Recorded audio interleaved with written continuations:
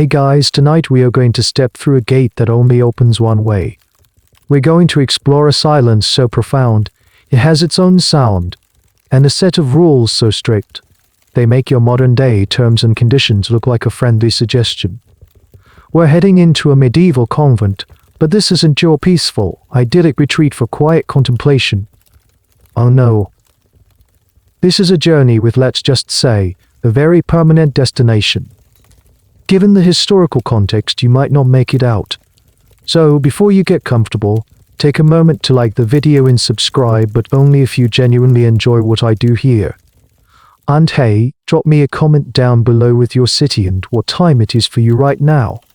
I love seeing where you're all listening from. Now, dim the lights, maybe turn on a fan for that soft background hum. And let's ease into tonight's journey together.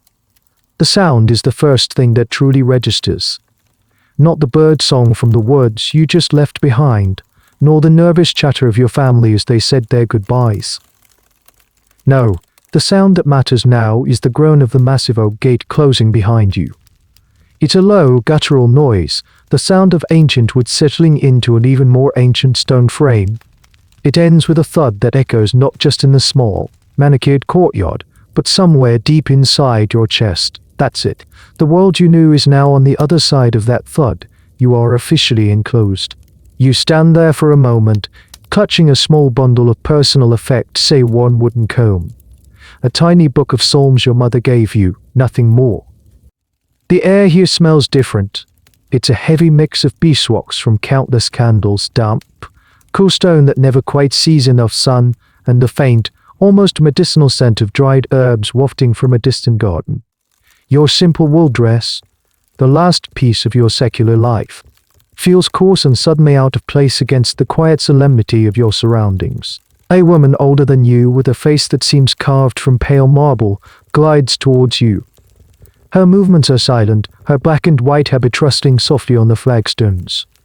She is the novice mistress, and her eyes hold no warmth, only a placid, assessing calm. She doesn't smile. Smiles are an extravagance here. She simply nods and gestures for you to follow. As you walk through the covered cloister, a square walkway bordering the central courtyard garden, you see other figures in the same stark habit. Some are bent over books in a scriptorium, their hands stained with ink. Others are weeding the herb garden with a focus that seems to block out the entire world. There's no chatter, no laughter. Just the whisper of wool on stone, the distant, rhythmic clang of a hammer on an anvil from a workshop, and the oppressive weight of a collectively held silence. This is the heart of cloistered life, a complete separation from the outside world to focus solely on God. It's a mainstream idea, the very foundation of monasticism for centuries. You think of the dowry your family paid for you to be here. It's a slightly awkward, almost grubby little detail that no one likes to talk about. A spiritual dowry, the priest had called it. In reality, it was a plot of land and a handful of silver coins given to the convent to ensure you wouldn't be a financial burden. It's a strange, cold fact of this life's salvation and sanctuary often came with an invoice. Many of the girls you see, silently praying or working, came with similar gifts. It was a respectable way for noble families to deal with daughters who couldn't secure a suitable marriage. Your guide leads you to a small, bare room. A straw mattress on a wooden frame, a pitcher of water, and a single wooden cross on the wall. She tells you that tomorrow you will shed your worldly clothes and receive the novice's white veil. You will begin to learn the rule of Saint Benedict, a complex tapestry of prayer, work, and silence that will govern every moment of your day, from the pre-dawn matins to the final compline prayer at night. As you sit on the edge of the hard bed, the silence of the room presses in. You can't help but wonder, was it truly piety that brought you here? Or was it the fact that you were the third daughter, with a plain face and a dowry too small for a duke? Historians, by the way, still argue about this very point. Were convents like this a sacred sanctuary for the genuinely devout, a rare haven for women who craved education and a life beyond childbirth, a genteel prison for inconvenient daughters, a place to store away those who didn't fit into the rigid social structure? Standing here in the cold, herb-scented air, you suspect the answer is a complicated, uncomfortable mix of all of it. You run a hand along the cold stone of the wall. It feels solid, a barrier between two worlds. A barrier between two worlds. You just don't realize yet that sometimes walls aren't just built around you. You wake not to the sun but to a bell. It's a sharp, insistent clang that seems to vibrate right through the thin storm attracent into your bones. Outside, the world is still draped in the deep, inky blue of pre-dawn. The air in your cell is frigid, carrying the ghost of yesterday's incense and the ever-present chill of the stone. For a moment, you're disoriented, your mind still half-angled in dreams of your family's noisy, warm kitchen. Then, another clang, and you remember, this bell is your son. You stumble out of bed, your feet recoiling from the cold floor. Your novice's habit is laid out for you, a simple, undyed tunic of rough wool and a white veil. It's stiff and scratchy against your skin, a constant, physical reminder of your new identity. As you dress in the dark, you are one of dozens of women doing the exact same thing in their identical cells. The individual is already beginning to dissolve into the collective. Following the other novices, you move like a wraith through the dark, silent corridors to the chapel for vigils, the first of the 8 daily prayer services that form the backbone of your existence. This is the divine office, or the liturgy of the hours, the central pillar of monastic life. The chapel is lit only by a few flickering candles near the altar, casting long, dancing shadows that make the carved saints on the walls seem to writhe and whisper. You find your place in the choir stall. The chanting begins, a low, hypnotic hum of Latin psalms. You don't understand all the words yet, but you don't have to. The point is the rhythm, the act of surrendering your voice to a stream of prayer that has flowed, uninterrupted, for centuries. The Latin is a river of sound, flowing over you, washing away the remnants of sleep and self. The day unfolds to the rhythm of that bell. After vigils and lauds at dawn, there is a period for private reading or work. You are assigned to the scriptorium, the library and copying room. Your job is to learn to scrape and prepare parchment, and eventually to copy manuscripts. The room smells of ink, melting wax for seals, and old, dry paper.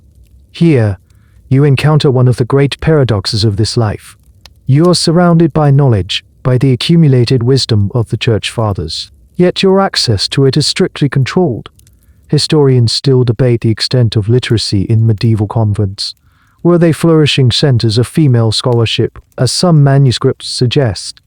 Or were many nuns, like you perhaps, functionally literate, merely copying the beautiful, incomprehensible shapes of the letters, their minds reciting memorized prayers rather than understanding the texts their hands were creating? You suspect, as you watch the older nuns read with ease, that both realities exist within these same walls. Work is punctuated by more bells, more prayer. Tertii at mid-morning, sexty at noon, none in the afternoon. Life is sliced into neat, manageable pieces, each with its purpose. And watching over it all is the circuitor. This is a fascinatedly niche and slightly terrifying role. She isn't the priestess or the novice mistress, a senior nun, the designated rule enforcer, tasked with patrolling the convent at all hours. Her job is to make sure no one is napping in the library, gossiping in the laundry, or staring wistfully out a window for too long. She wears soft-soled shoes and moves with a practiced quietness. The scrape of her sandals on the stone is often the only warning of her approach. Seeing her pass the doorway of the scriptorium, her eyes sweeping over the bent heads, sends a little jolt of alertness through you. It's a reminder that you are not just striving for holiness, you are being watched. Meals in the refectory are eaten in complete silence. You sit at long wooden tables while one sister reads aloud from a book of Saint Slaves. It's amazing how loud chewing can be when it's the only sound allowed. The food is simple dark bread, a thin vegetable stew, sometimes a piece of cheese. It is fuel, nothing more. A lesson in conquering the sin of gluttony. The day concludes with vespers in the evening and finally, compline, the last prayer before bed. As you file out of the chapel into the now dark cloister, a profound exhaustion has settled deep in your marrow. It's not just physical tiredness, it's the mental weight of constant vigilance, of suppressing every stray thought, every personal impulse. Back in your cell, you lie on your straw mattress, the bell now silent, leaving a ringing in your ears, designed to leave no room for deviation. But in the brief moments between the bells, in the split seconds of silence, you've started to notice other things. A shared glance between two older nuns in the chapel, a hand that lingers a moment too long when passing a tool in the garden. You are learning the official language of the convent, the language of prayer and bells. But you are just beginning to sense the existence of another, unspoken language, one that is whispered in the shadows, just out of sight. The cloister is the heart of the convent, the artery through which all life flows. Its for covered walkways from a perfect square around a central garden, a patch of green and order in a world of stone and rules. This is where you walk between prayer, work, and meals. The rhythm of your steps are constant, shuffling percussion against the flagstones. It's supposed to be a space for silent contemplation, a place to meditate on the perfection of God's creation embodied in the neatly tended roses and medicinal herbs. But you've started to realize it's also a theater of whispers, not literal whispers, of course. To speak without permission is a breach of the rule. But silence here has its own vocabulary. It's in the way a sister averts her eyes as the abbess passes, the subtle tensing of another's shoulders when the circuitor, the silent patroller, rounds a corner. It's in the almost imperceptible nod exchanged between two women who have known each other for 40 years, a conversation held in a single gesture.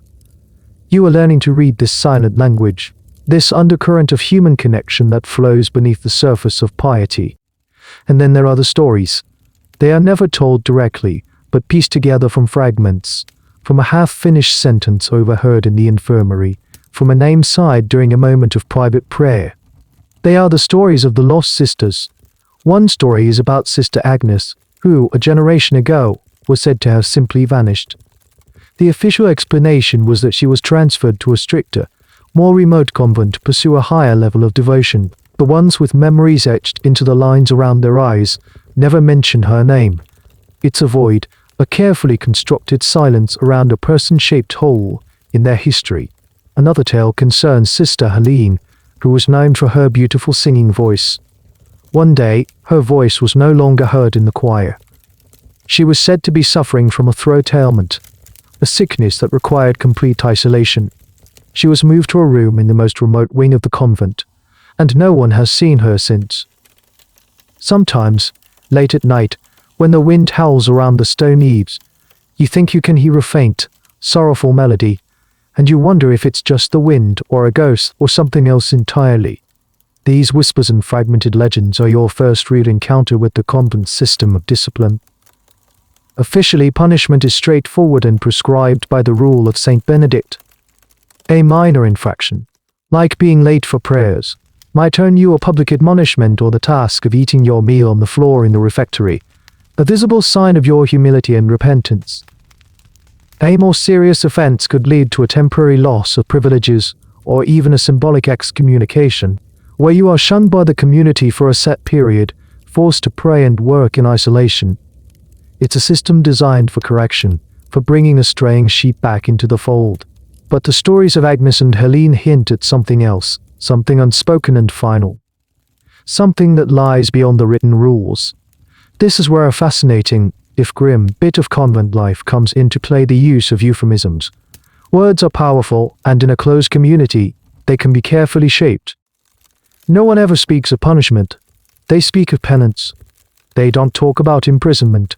They talk about imprisonment. They talk about seclusion or retreat. A sister isn't silent. She has entered a vow of perpetual silence.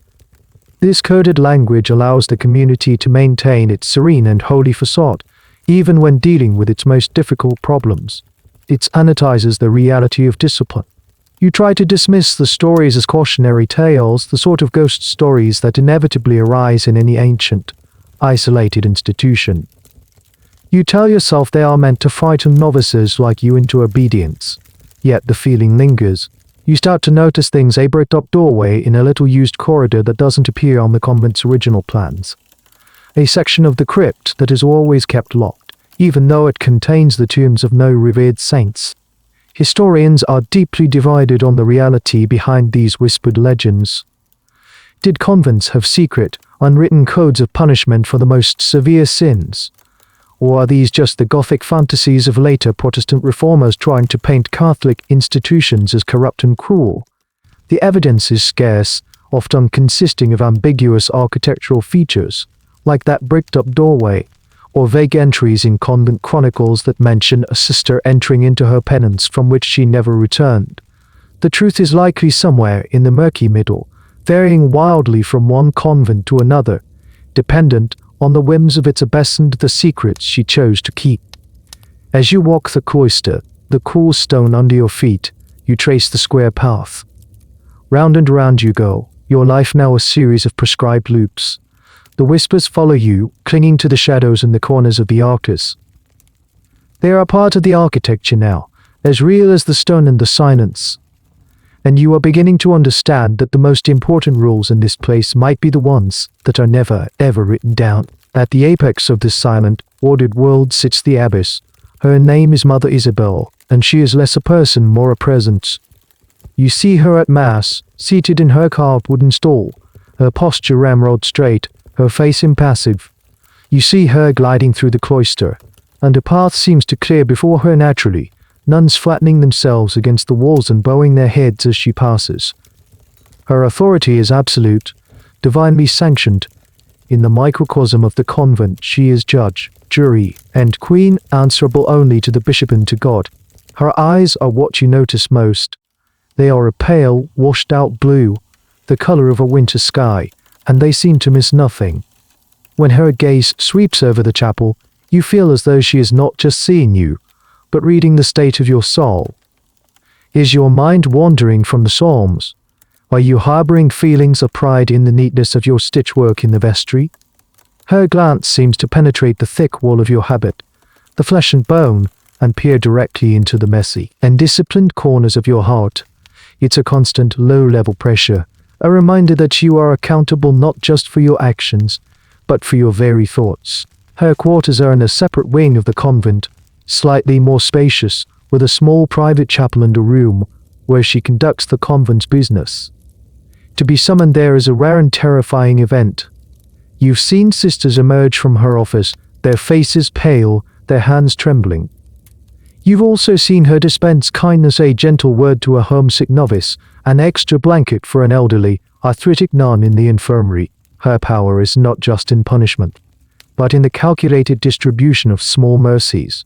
She knows that a single moment of warmth can bind a sister to her more tightly than a dozen threats. This brings you to a core principle of monastic governance, the abbess as the spiritual mother to her community. She is meant to be a shepherd to her flock, guiding, correcting, and protecting them. Her word is law, based on the belief that she is Christ's representative within the cloister walls. To disobey the abbess is, in essence, to disobey God. This is a mainstream, foundational concept of Benedictine life. You recite it in your catechism lessons, you hear it in the sermons, you feel it in the deference of every nun around you. But as you observe Mother Isabel, you start to see the worldly reality underpinning the spiritual ideal. She is not just a spiritual guide, she is a shrewd administrator. You see her meeting with merchants from the nearby town, her head bent over ledgers as she negotiates the price of wool from the convents she pours grain from its fields. She corresponds with local lords, her letters, penned in an elegant, forceful script, securing the convent's land rights and privileges. She is a politician and a CEO as much as she is a holy woman. And with that power comes a certain pragmatism. You learn this through a strange little incident. One of the older sisters, Sister Constance, has family who are wealthy patrons of the convent. They have funded the new altar, the stained glass window, the roof repairs. Sister Constance, however, is notoriously lazy. She dozes during prayers, her work in the herb garden is sloppy, and her habit is often stained. The circuit or makes notes, the novice mistress frets. Yet Mother Isabel never seems to discipline her publicly. One day you overhear the novice mistress timidly suggesting that Sister Constance's behavior is setting a bad example. Mother Isabel's reply is quiet, but cold as iron. Her family's piety, she says, outweighs her sluggishness. Some weeds are best left in the garden if they encourage the roses to bloom. It's a chillingly practical lesson. Justice here is not always blind. It is filtered through the needs of the institution. Historians often debate the true nature of power within these communities. Was the abbess's authority primarily spiritual, a sacred trust? Or was it, as in any human institution, a complex web of politics, finance, and personal influence? The answer, you're beginning to see, is that the spiritual and the practical were inextricably linked. An abbess who was too otherworldly to manage the convent's finances would soon have no convent to lead. A convent that was poor and struggling was far more likely to be dissolved or absorbed by another, more powerful house. Mother Isabella's gaze feels different to you now. It is still powerful, still all-seeing. But you no longer see just the eye of God. You see the shrewd eye of a manager calculating her assets and liabilities. You and the other sisters are her spiritual flock, yes, but you are also her workforce, her political capital, her responsibility. Her gaze is the weight of the entire institution, its survival and its sanctity, pressing down on you. It is the gaze of a woman who understands that keeping a house of God running often requires some very worldly decisions. And you realize, with a little shiver, that she is capable of making whatever decision is necessary to protect the integrity of her walls and what lies within them. The scriptorium is your sanctuary. In a life dictated by bells and communal prayer, this room, with its scent of ink-and-aging parchment, is the closest you come to solitude. Your task has graduated from scraping and preparing animal skins to the slow, meditative work of copying. You sit on a hard wooden bench, a large manuscript propped on a sloping desk before you, and you meticulously replicate the elegant, curling letters of a psalter or a book of hours. Your world shrinks to the tip of your quill, the small black pool of ink in a clamshell, and the creamy expanse of the page. For the most part, the work is pious and predictable. You copy the lives of saints, theological treatises, books of love for the church. The words flow from the master copy, through your eyes, down your arm, and onto the new page, often without leaving a significant trace on your own thoughts. It's a form of manual prayer, a labor of devotion. The content is holy, approved, and safe.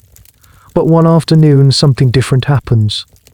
The head of the scriptorium, a stern, nearsighted nun named Sister Hildegard, asks you to retrieve a damaged book from a lower shelf in the storage press. It needs a new binding. The book is small, bound in worn, unmarked leather. It feels unusual light in your hands. Back at your desk, curiosity, a feeling you're supposed to suppress like any other selfish impulse, gets the better of you. The clasp is broken, and the pages fall open easily. The text inside is not the familiar, blocky Latin of a religious work.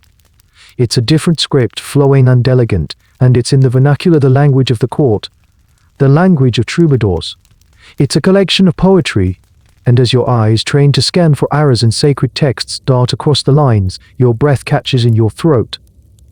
These are not hymns to the Virgin, they are roads to a lover's eyes, laments of separation, passionate verses about stolen glances and the pain of unrequited love. They speak of a world of color, of music, of feeling, the very world you are sworn to renounce. This is utterly, profoundly forbidden. The discovery of secular literature, especially something as frivolous and dangerous as romantic poetry, within a convent was a serious breach. Monastic libraries were fortresses of theological knowledge, their collections carefully curated to protect the souls within from worldly corruption. To possess, let alone read, a book like this would be seen as inviting the devil himself into the scriptorium. You quickly close the book, your heart hammering against your ribs. Your first thought is to show it to Sister Hildegard immediately.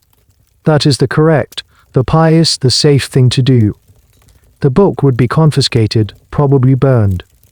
You would be commended for your vigilance. But you hesitate. Your hand rests on the worn leather cover. For the first time since you entered these walls, you hold something that feels like a secret, a real one, not just a whispered rumor. It's a tangible link to the life you left behind, a life where feelings weren't sins to be confessed, but experiences to be lived. In that moment of hesitation, you make a choice. You don't report it. You slide the small book into the folds of your heavy wool habit, the contraband hidden against your leg. All afternoon, you can feel its presence, a small, warm square of rebellion. You feel the abbess's imagined gaze on you, the circuit or silent patrol, and for the first time, you have something to hide. The existence of such books in convents is a fascinating uncontentious point for historians. Some argue it was exceptionally rare, a shocking anomaly. They point to monastic rules that explicitly forbid such texts and the inventories of convent libraries that are overwhelmingly theological. But other scholars suggest that, like in any institution, rules were sometimes bent or broken. A book might be a remnant from a nun's life before she took her vows, smuggled in and secretly cherished. It might have been part of a dowry from a noble family, overlooked by a less than thorough abbess.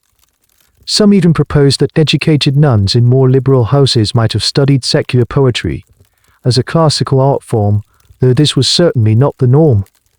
That night, in the freezing silence of your cell, long after the compline bell has rung in the convent is supposed to be asleep, you pull the book out. By the sliver of moonlight filtering through the high, narrow window, you read. The words are a poison and a bomb. They make your chest take with a nameless longing, a ghost of feelings you've never truly allowed yourself to have. The poems speak of knights and ladies, of gardens at dusk, of love that is both a torment and a treasure. You are committing a sin, you know this. It is a sin of the mind, a sin of curiosity, a sin of disobedience. You are willingly corrupting your thoughts with worldly vanity. But as you trace the unfamiliar words with your finger, another thought, even more dangerous, takes root. Connection described on the page feels more real and more alive than the endless, passional cycle of bells and chants. You have opened a door in your mind, and you are beginning to realize you have no idea how to close it again. The convent garden is an extension of the cloister, another space of carefully imposed order. It's divided into neat sections, the hortus for vegetables to supply the kitchen, the herbaceous for medicinal plants used in the infirmary, and a small, almost grudgingly maintained area with a few hardy rose bushes, a concession to beauty. Your duties now sometimes include working here, pulling weeds from the turnip patch or harvesting lavender. The work is hard, your back aches, and your hands are perpetually stained with earth. But the garden has one feature the rest of the convent does not: a low stone wall at its farthest edge. It's not the main, formidable outer wall of the convent. This one is older, perhaps part of a previous, smaller structure. It separates the cultivated neatness of your garden from a sliver of wild meadow and the dirt track that leads to the convent service gate. It's high enough to prevent easy passage, but low enough that you can hear the world on the other side, and that's where you first hear the singing. It's not the structured, holy chant of the choir. It's a man's voice, clear and unburdened, singing a simple folk tune about a hawk and a lost love. It's a working song, the kind someone sings to pass the time while driving a cart. The voice is startlingly close. You look up from the row of beechery thinning and see, over the top of the wall, the head and shoulders of a young man. HES guiding a cart pulled by a placid, plodding ox. He is the one who brings supplies, sacks of flour, barrels of ale, whatever the convent can produce itself. You should look away immediately. To engage with a man, even with just a glance, is a breach of decorum, a distraction from your holy purpose. The other sisters working nearby keep their heads bowed, their focus absolute, or at least they pretend it is. But you, with the forbidden poetry still echoing in the back of your mind, you hesitate. You watch him. He looks young, perhaps your own age, with unbleached hair and a smudge of dirt on his cheek. He isn't handsome in the way the knights in your secret book are, but he is real, alive, a part of the world you're supposed to have forgotten. He must feel your eyes on him, because he stops singing mid-verse. He turns his head and his eyes meet yours across the wall. It's only for a second. A brief, shocking moment of connection. His eyes are brown and, for a fleeting instant, you see curiosity in them, not piety or judgment.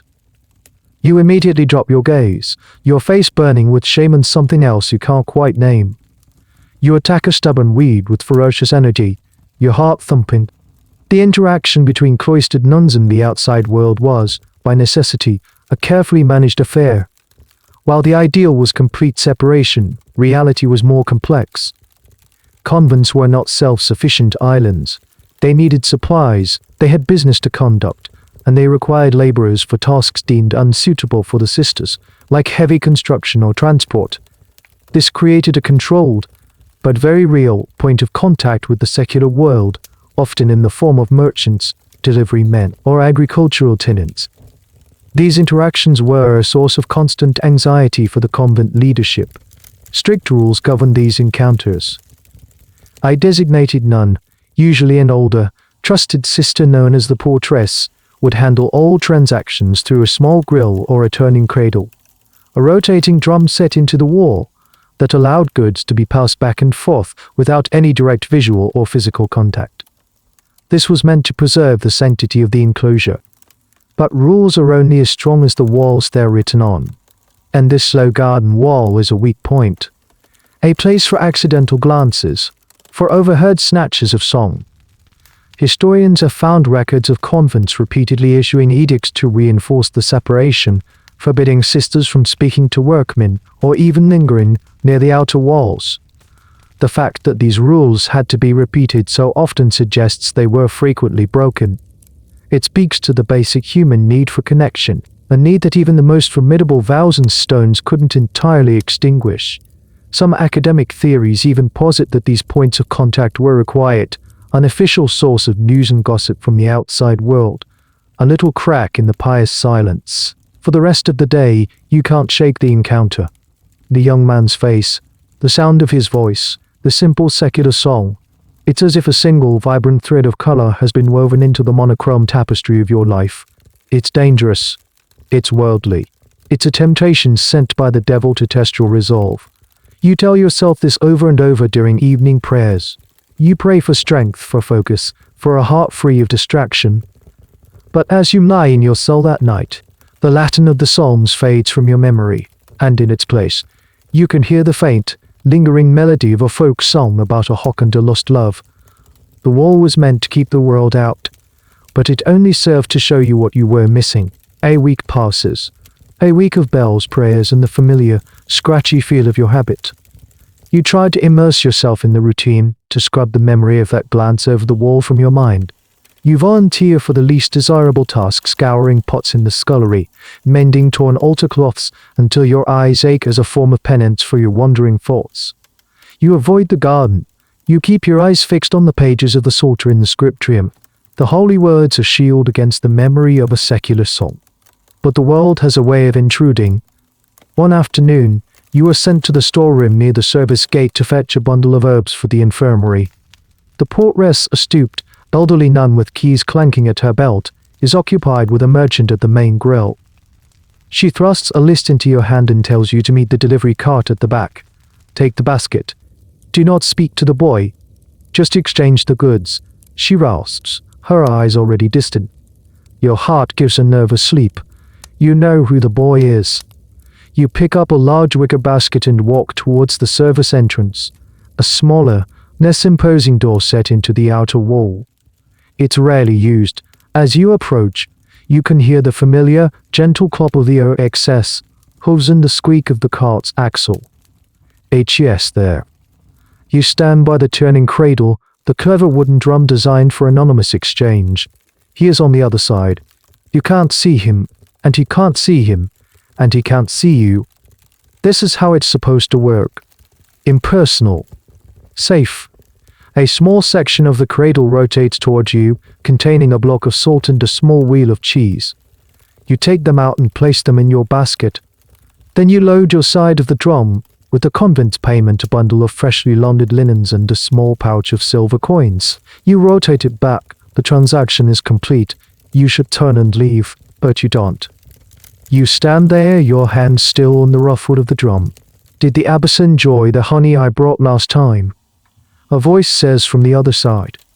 It's his voice, clear and closer than it was in the garden.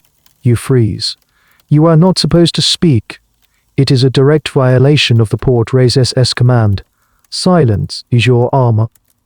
You are not to speak to me, you whisper, your voice tight and unfamiliar. It sounds like someone else's. There's a pause on the other side of the wall. Right, he says, and you can hear a note of embarrassment in his tone. Of course. My apologies, sister. You feel a strange mix of relief and disappointment. You've done your duty. You've enforced the rule. But the finality of it, the coldness, leaves a hollow feeling in your chest. You pick up your basket, heavy now with the goods. As you do, you notice something left behind in the turning cradle. It's a small, flat object you didn't see before. It's a single wildflower, a common blue cornflower, pressed flat as if it has been kept inside a book. You stare at it. It's such a tiny, insignificant thing. A weed to the convent gardener. But it's not from the convent's meticulously ordered garden.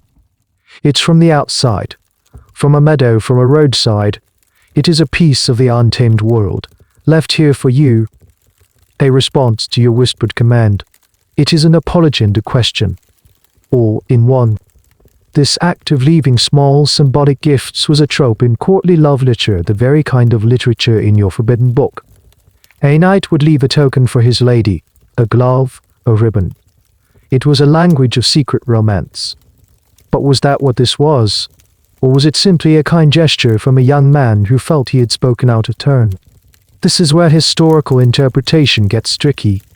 The concept of courtly love, with its elaborate rituals and secret tokens, was a powerful literary ideal. But how much did it actually translate into the behavior of ordinary people, like a cart driver? Many historians argue that these literary conventions were largely the domain of the aristocracy and the poets they patronized. A common boy from a nearby village would likely not be thinking in terms of formal courtly gestures. Others contend that these stories and songs were so pervasive that their themes of secret admiration of small, meaningful gifts trickled down into the popular culture. A flower left in a turning cradle could be a simple, human act of connection, colored by the romantic stories everyone knew. You stand there, your mind racing.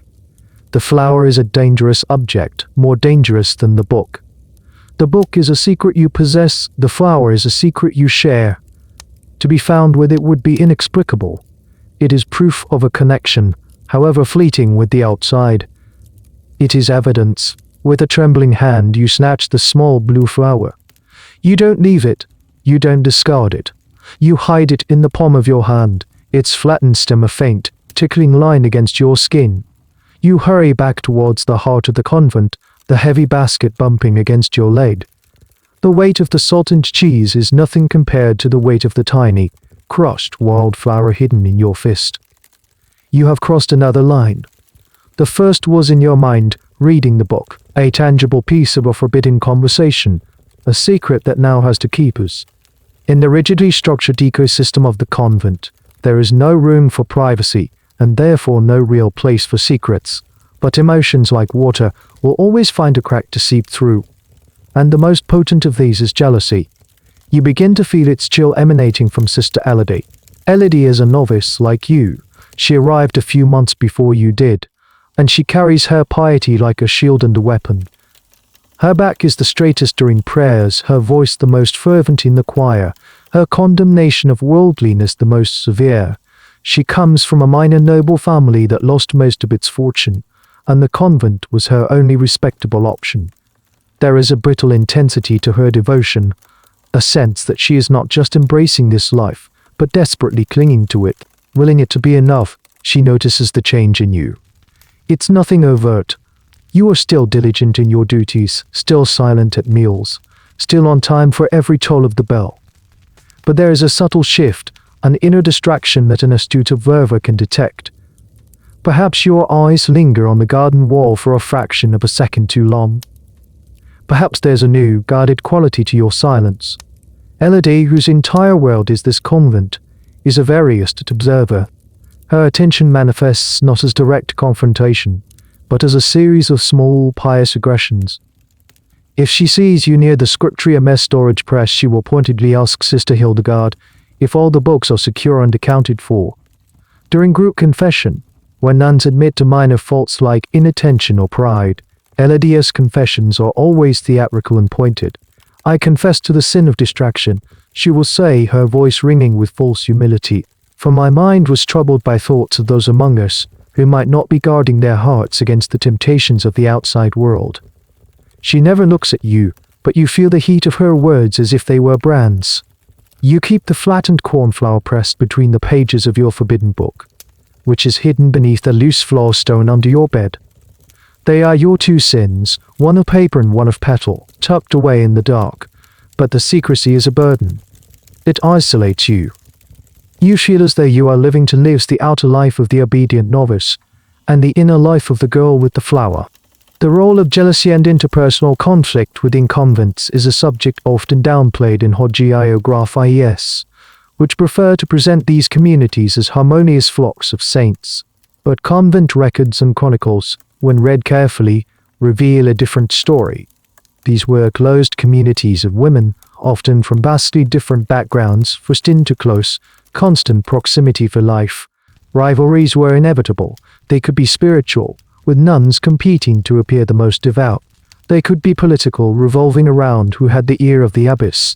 They could be personal, born of simple personality clashes. One particularly fascinating undocumented source of conflict was the so-called spiritual friendship.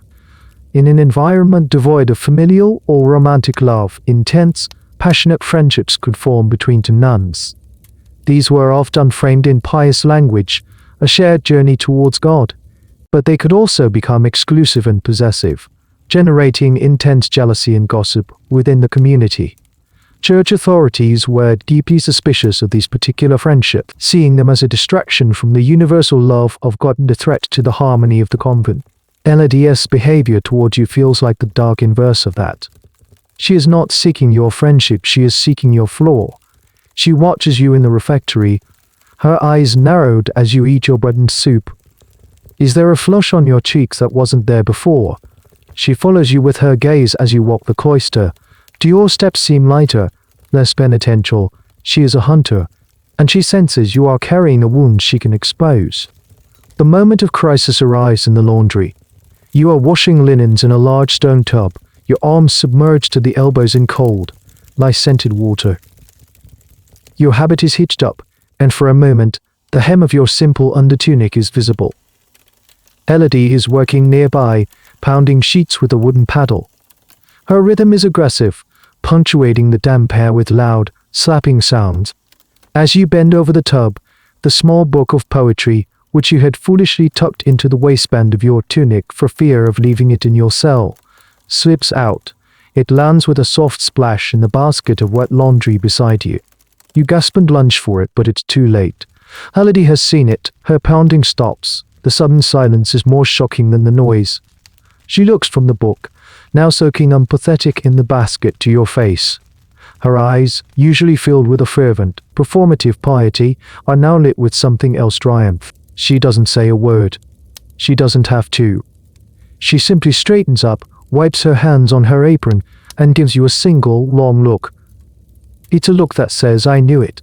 And now I have you. She turns and walks out of the laundry, her steps measured and deliberate. You know exactly where she's going. She is going to the abbess. You are left standing in the cold, damp air, the sound of dripping water echoing around you, a sodden book of love poetry lying in the basket like a drowned bird. Your secret is out. The summons comes an hour later. It's not a shouted command or a dramatic scene. It's delivered by the novice mistress, who appears at the door of the scriptorium where you've been trying, and failing, to steady your hand enough to write. Her face is a mask of disappointment, her voice devoid of its usual stern warmth. The Reverend Mother will see you now, she says, and the words fall like stones into the quiet room. Every head lifts. Every eye is on you, a living cautionary tale. As you follow the novice mistress, your feet feel heavy, disconnected from your body. The walk to the abbess's office, a path you have trod 100 times, feels unfamiliar, each flagstone a step closer to a verdict that has already been decided. The familiar sounds of the convent, the distant chant from the chapel, the rhythmic hammering from the smithy seem to be coming from a great distance, as if you're hearing them through water. You are left alone outside the heavy oak door of Mother Isabella's study. You stand there for what feels like an eternity, your mind a frantic, buzzing hive. Should you have thrown the book away? Should you have confessed the moment you found it? Should you have ignored the boy at the wall? Every choice you've made since that first moment of hesitation in the scriptorium plays out in your mind, each one leading you inexorably to this door. Finally, the door opens. The novice mistress gestures for you to enter. The room is not what you expected. It's simple, almost as austere as your own cell. but larger. The air smells of beeswax and old paper. A crucifix hangs on the wall, its dark form dominating the space. Mother Isabel is not seated behind her large, imposing desk where she conducts business.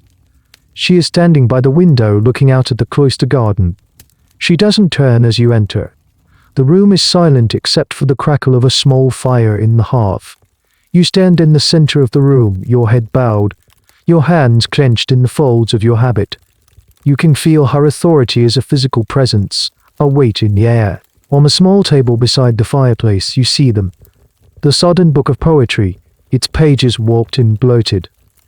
And next to it, laid out with chilling precision, is the small, flattened cornflower. Elodie must have gone back to your cell. She must have torn it apart, searching for proof, her jealousy a ravenous thing. Seeing the flower there, so fragile and out of place, is what finally breaks you. It feels like a deeper violation than the discovery of the book. The flower was your secret. I am told, the abbess says, her voice calm measured, her back still to you, that you have a taste for literature not found in our library. You cannot speak.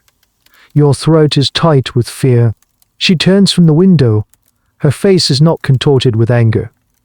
It is something far worse, a profound, weary stillness. Her pale blue eyes are not fiery, they are cold, like chips of ice. She walks to the table and picks up the flower between her thumb and forefinger, holding it as if it were a piece of filth. And you have been gardening, she says, the word laden with a meaning that has nothing to do with herbs or vegetables. She drops the flower onto the embers of the fire. There is no flame, no drama. It simply turns black and curls into ash, disappearing in an instant. The destruction of that tiny, insignificant flower is more terrifying than any shouting. It is a demonstration of her absolute power. She can erase not just you, but the very symbols of your transgression, turning them to dust without a second thought. This method of confrontation, quiet, controlled, and psychologically devastating, was a tool of power. While tales of screaming, hysterical abbesses might exist in anti-monastic propaganda, the reality of authority in a Benedictine structure was oft unrooted in this kind of chilling self-possession. The abbess's power was meant to mirror God's, not hot-tempered and capricious, but absolute, omniscient, and inescapable. Her quiet disappointment was more shaming than any rage. Here we also see a fascinating, though perhaps dark, aspect of convent governance: the use of informants. While the rule encouraged sisters to gently correct one another, this could easily curdle into a system of surveillance and reporting. Did abbesses actively encourage nuns to spy on each other? It's a point of debate. Some historical sources suggest that a zealous nun like Elodie, who reported the perceived sins of others, would have been praised for her vigilance in protecting the community's spiritual health. Others argue that a wise abbess would be wary of fostering a climate of mistrust and fear. It likely depended entirely on the personality of the woman in charge. Mother Isabel, you suspect, accepts information from any source. Sister Elodie found the book in the laundry, the abbess states, not asks.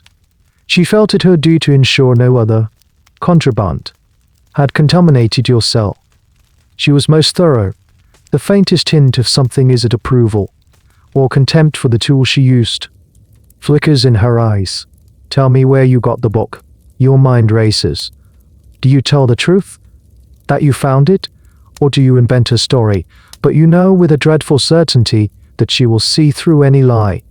I found it, Reverend Mother, you stammer, on a shelf in the scriptorium. It was old and unmarked. And the flower? Her voice is soft, lethal. You are silent. To answer that question is to betray another person, to implicate the boy with the sun-bleached hair, to bring the world's chaos crashing into these walls. You have broken your vows of obedience and poverty of spirit. You will not break the simple trust of a shared secret. You stare at the floor and say nothing. The abbess watches you, her expression unreadable. Your silence, she says finally, is your confession. She walks to her desk and rings a small silver bell. The sound is delicate, but it seals your fate. The sin is not just in the possessing child. It is in the secrecy. You have allowed a rot to fester in your heart and have hidden it from the light. The community cannot abide such sickness in its midst. The door opens, and two older, stern-faced nuns enter.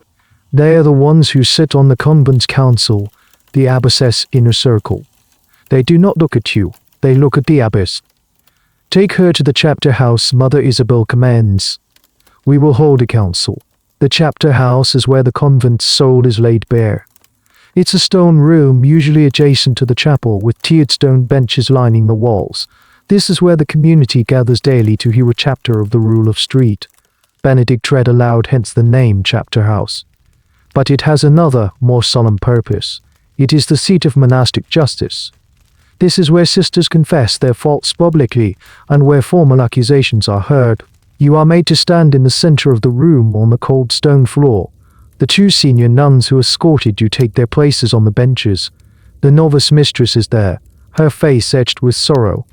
Sister Elodie is there, sitting upright, her hands folded primly in her lap, a picture of righteous piety. And on a raised, carved chair at the head of the room sits Mother Isabel. The air is thick with a heavy, expectant silence. This is not a trial in the secular sense. There will be no lawyer to speak for you, no jury of your peers. There is only the accuser, the accused, and the absolute authority of the abbess. The process is called a capicula culparum, the chapter of faults. It was a cornerstone of Benedictine discipline, a formal, ritualized way of dealing with transgressions. It was intended to be a process of fraternal correction, aimed at repentance and restoration, not just punishment. However, in cases of serious sin, it could become a terrifying tribunal. Mother Isabel begins. Her voice is devoid of emotion, a formal, liturgical tone. She holds up the water-damaged book.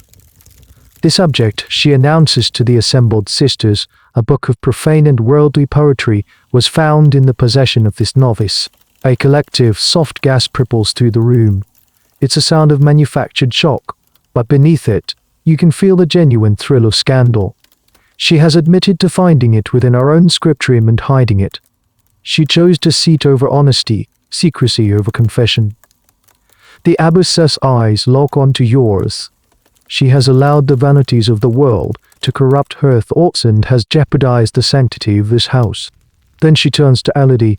Sister Elodie, tell the chapter what you saw. Elodie stands. She does not look at you. She addresses the abbess, her voice clear and strong. Reverend Mother, I witnessed her distress in the laundry. I saw the book fall. Knowing the danger such things pose to our souls, I felt it was my sacred duty to ensure the purity of our community. I searched her cell for any other signs of corruption for the good of her soul, and for all of us. She makes it sound like an act of heroic piety, a painful but necessary due.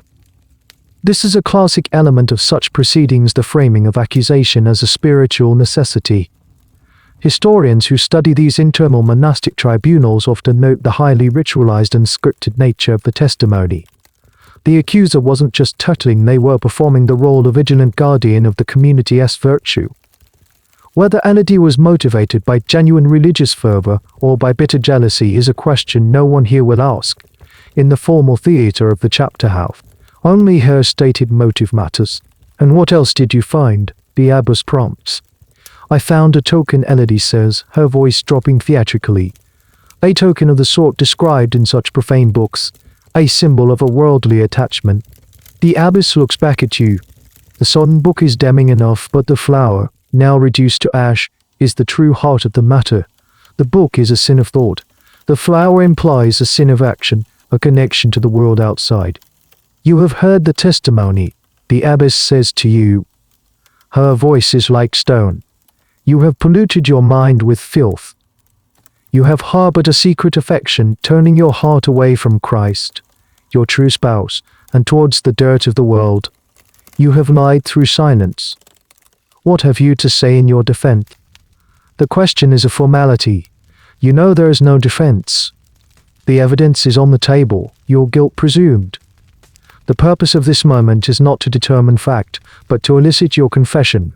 To break you, your only path now is repentance. To deny the charges, to argue, would be to compound your sin with the even greater sin of pride. You think about the cart driver. You could name him. You could tell them everything, hoping that a full confession might turn you a lesser penance.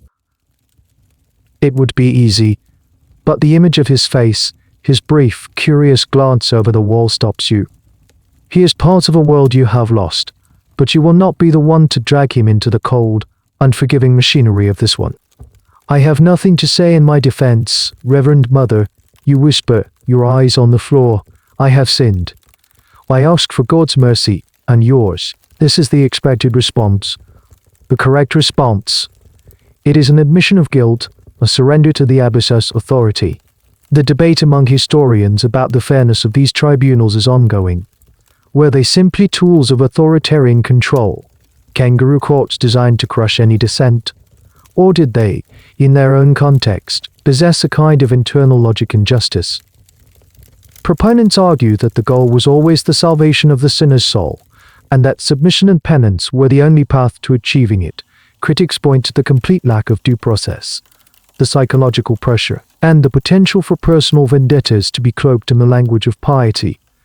Looking at the cold satisfaction in Elodia's eyes and the unyielding certainty on the abbess's face, you know which side of that debate you fall on. Mother Isabel nods slowly. Your confession has been received. The ritual can now proceed to its conclusion. She does not pronounce a sentence immediately. Instead, she looks at the assembled sisters. Leave us, she commands. One by one, they file out, Elodie included, though she throws one last, triumphant glance in your direction. Soon, it is just you and the abbess in the silent, cold chapter house. The trial is over. Now, you will learn the price of oppressed flower. The silence in the chapter house stretches, thin and taut. The abbess remains seated, her hands resting on the arms of her carved chair, her pale blue eyes fixed on you. The performance is over, the audience dismissed. Now there is only the quiet, chilling reality of power. She watches you, letting the weight of your confession and the unknown nature of your fate press down on you.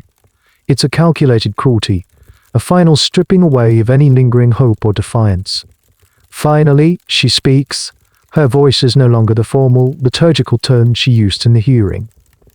It's slow, almost conversational, which is somehow more unnerving. You disappoint me, she says simply. I had thought you possessed a stronger spirit, a greater sense of purpose. I see now I was mistaken. You are weak. You carry the world in you like a sickness. She rises and walks slowly towards you, her black habit whispering against the stone floor. She circles you, like a wolf inspecting its prey. You think your sin is a small thing? A book? A flower? A flower. You think this is about a moment of foolishness with a delivery boy? She stops directly in front of you, forcing you to meet her gaze. Your sin, child, is that you have forgotten why you are here. These walls are not a prison. They are a fortress. They protect you from the chaos, the filth, the meaningless suffering of the world. They are a gift, and you have tried to breach them from the inside. You have drilled a hole in the hull of this sacred vessel, letting the sea rush in. Her words are a torrent of cold reason. She is reframing your small personal rebellion as a metaphysical attack on the entire community, on the very idea of salvation. There are penances for such weakness, she continues, her voice dropping even lower. Weeks of solitary prayer, a diet of bread and water, the public shame of eating on the refectory floor. But your sickness is deep. It is a rot in the soul. It requires not a cure, but an excision. You must be cut off, lest you infect the entire body. Your blood runs cold. This is beyond normal discipline. This is something else. She walks back to her chair, her movements deliberate. In the early days of our order, she says, her voice taking on the quality of a storyteller, for the most grave of sins, for a sister who broke her sacred vows and refused to repent, for one who threatened the spiritual foundation of the house. There was a sentence of last resort. It was a mercy in its own way, a final, terrible penance to save a soul that was otherwise damned. She pauses, letting the suspense hang in the air. The sentence was called vade in pace. The Latin phrase hangs in the air, vade in pace. You know some Latin from the Psalms. It means go in peace. It's a dismissal, a farewell. It sounds gentle, like a blessing, but the way she says it, The cold finality in her tone tells you it is anything but. Go in peace, she repeats, a cruel irony twisting her lips. Go to a peace so profound, so absolute, you will never again be troubled by the distractions of the world. You will have a room for prayer that none may disturb. You will have a silence that no worldly song can ever penetrate. You will be given the ultimate gift of enclosure. A final, perfect cloister built just for you. The full meaning of her words crashes down on you. The whispered stories of the lost sisters. The bricked-up doorway in the unused corridor. The legends you had dismissed as Gothic fables. They weren't stories. They were warnings. The practice of immurement, walling a person up alive, is one of the most horrifying and hotly debated topics in monastic history. The term itself, vade in pace, is most famously associated with this punishment, though its historical accuracy is contentious. Some scholars argue that it was a literary invention, a piece of anti-clerical propaganda popularized by writers like Sir Walter Scott in his poem Marmion, where a perjured nun is sentenced with these exact words. They claim there is no definitive, unambiguous archaeological or textual evidence of a nun being intentionally walled up to die. However, other historians point to compelling its circumstantial evidence. Skeletons have been found in strangely small, sealed-off niches within monastery and castle walls. Vague monastic records speak of sisters undertaking a perpetual penance or being given to the wall. They argue that such an extreme punishment, while perhaps rare, was not outside the realm of possibility for an institution that held absolute power over its members and believed it was fighting a literal war for their eternal souls. In this view, immurement wasn't murder, it was a last-ditch, desperate attempt to force a sinner into a state of total repentance before death, thereby saving them from an eternity in hell. It was a horrific act born of a terrifying certainty. Mother Isabel is a true believer in that certainty. You have chosen a secret life, she says, her voice as cold and hard as the stone floor. So you shall have one. You will have all the time in the world to contemplate your sins and beg for God's forgiveness. It is the only mercy I can offer you now. Vade in pace. The words echo in the silent room. Go in peace. It's the sound of a door being locked forever. The sound of a life being erased. You stare at the abbess, at this woman who holds your life and your death in her hands, and you see no mother, no shepherd. You see only a judge who has passed a sentence from which there is no appeal, and an executioner who believes her work is an act of love. The news of your sentence spreads through the convent not like a fire but like a frost. There is no official announcement. There doesn't need to be. The two senior nuns who escorted you from the chapter house, their faces grim and unreadable, are a message in themselves. The way the other sisters now refuse to meet your eyes, their gazes sliding past you as if you are already a ghost, tells you everything. You are no longer one of them. You are a contagion, a walking memento mori.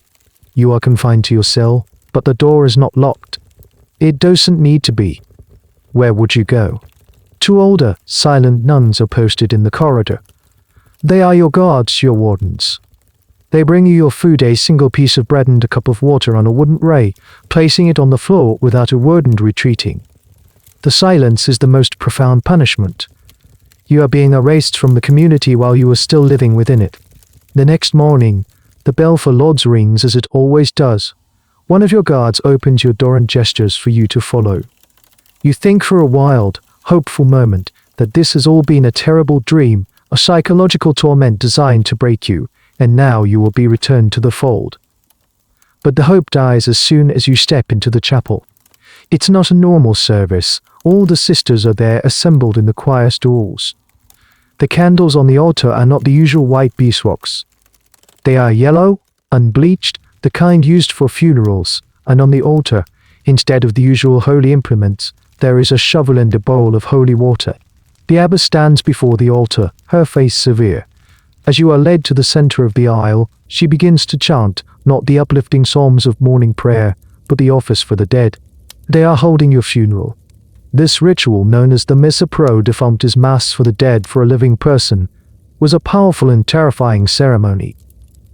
It was a symbolic declaration that the person was dead to the community, dead to the church, and cut off from the body of Christ. It was a form of spiritual execution. While it was more commonly associated with formal excommunication, Its use in this context, as a prelude to your final penance, transforms it into something truly chilling. It is the last rite for a soul that is about to be interred. You stand there, numb, as the familiar Latin prayers wash over you. But the words are all wrong. Requiem aeterna dona ei Domini. Grant her eternal rest, O Lord. The prayers are for you, the sister's child. The responses, their voice is a unified wave of sound. You look at their faces. Some are impassive, their expressions professionally pious. Others look down, avoiding your gaze. You see Sister Elodie, her face alight with a fervent, almost ecstatic glow. She believes she is witnessing an act of profound justice. And in the back you see a young novice, her face pale, her eyes wide with terror. She is seeing her own potential future, the ultimate consequence of a single misstep. The historical basis for this kind of living funeral is debated. While the formal office for the dead for a living person is well documented in cases of anathema, its specific use as a prelude to immurement is more in the realm of historical reconstruction, pieced together from various liturgical and disciplinary sources. It represents the logical, ritualistic extreme of monastic punishment. Before the body is entombed, the soul must be ritually severed from the community of the living. A particularly strange and historically attested part of some shaming rituals was the ringing of the bells. The church bells, which ordered the life of the community, would be rung in a discordant, chaotic way, a funeral toll for someone still standing. As the abbess continues the rite, the convent's main bell begins to toll, not with its usual steady, reassuring rhythm, but with a slow, deep, mournful clang. Dong dong, each chime is a nail in your coffin. The abbess takes up the shovel from the altar. This is a symbolic gesture, representing the burial to come. She sprinkles a handful of dirt on the ground before you, reciting the words of burial memento. Homo, quia piu elvis es, et in pulverem reverteris. Remember, man, that you are dust, and to dust you shall return. Then comes the final act. She takes the aspergillum, a brush used for sprinkling holy water, dips it in the bowl, and extinguishes the 2 funeral candles on the altar. As each flame sizzles and dies, she proclaims, "As these candles are extinguished in the sight of men, so may her soul be extinguished from the sight of God." The chapel is plunged into near darkness, the only light coming from the faint pre-dawn glow through the high windows. The funeral is over. You are officially dead. You are led out of the chapel. The silence of the other nuns a palpable, heavy shroud. You are no longer Sister Agnes, or whatever name you once held. You are a non-person, a body, without a soul recognized by this community. You are simply a vessel of sin, waiting to be disposed of. As you walk through the cloister, the funeral bells still tolling, you catch a glimpse of the garden. The sun is just beginning to rise, casting a golden light on the dew-covered leaves. It's the most beautiful, most painful thing you have ever seen. It is the last sunrise you will ever see, and you are walking towards a place where the sun will never shine again. The finality of the funeral mass settles over you, a cold, heavy blanket. There is no more hope for appeal, no more room for illusion. You are a ghost moving through the convent's corridors, and your tomb is being prepared. Later that morning, they bring a stone and mason into the cloister. His arrival is a profound disruption. He is a man, a secular presence, now reading on the sacred ground that is forbidden to all men except a priest or, in dire circumstances, a physician. His presence is a sign of how extraordinary the situation has become. He is not a member of the convent's usual stable of laborers. He is older, with a face like a worn stone and hands that are thick and calloused, permanently dusted with the fine, pale powder of mortar. He is led by one of the senior nuns, his eyes fixed on the ground before him, deliberately avoiding any glance at the sisters who scurry out of his path. He brings with him the tools of his trade, carried in a heavy leather satchel. The sound they make as he sets them down on the flagstones is the most terrible sound you have ever heard. There's the heavy clank of a hammer, the sharp scrape of a trowel, the dull thud of a wooden mallet. These are not the instruments of creation, not for building a chapel or a wall of protection. You watch him from the high, narrow window of your cell. You are not allowed out, but you can see the cloister courtyard below. The mason is mixing mortar in a wood rough, a simple, mundane task. He scoops sand and lime, adds water, and begins to work it with a hoe. The rhythmic, scraping sound is hypnotic and horrifying. He is making the very substance that will seal you away from the world. The choice of who would perform such a task is a grimly fascinating historical question. Would a convent trust an outside layman with such a dark and damning secret? Some historians speculate that such tasks might have been performed by lay brothers associated with a nearby monastery, men who were also under vows of obedience and secrecy. Others suggest that a convent might have its own trusted handyman, a serf or tenant whose loyalty was absolute. But bringing in an unknown professional, a master mason, implies a need for a specific skill set. The job must be done properly, securely, with no chance of error. It also creates a chillingly impersonal, contractual relationship.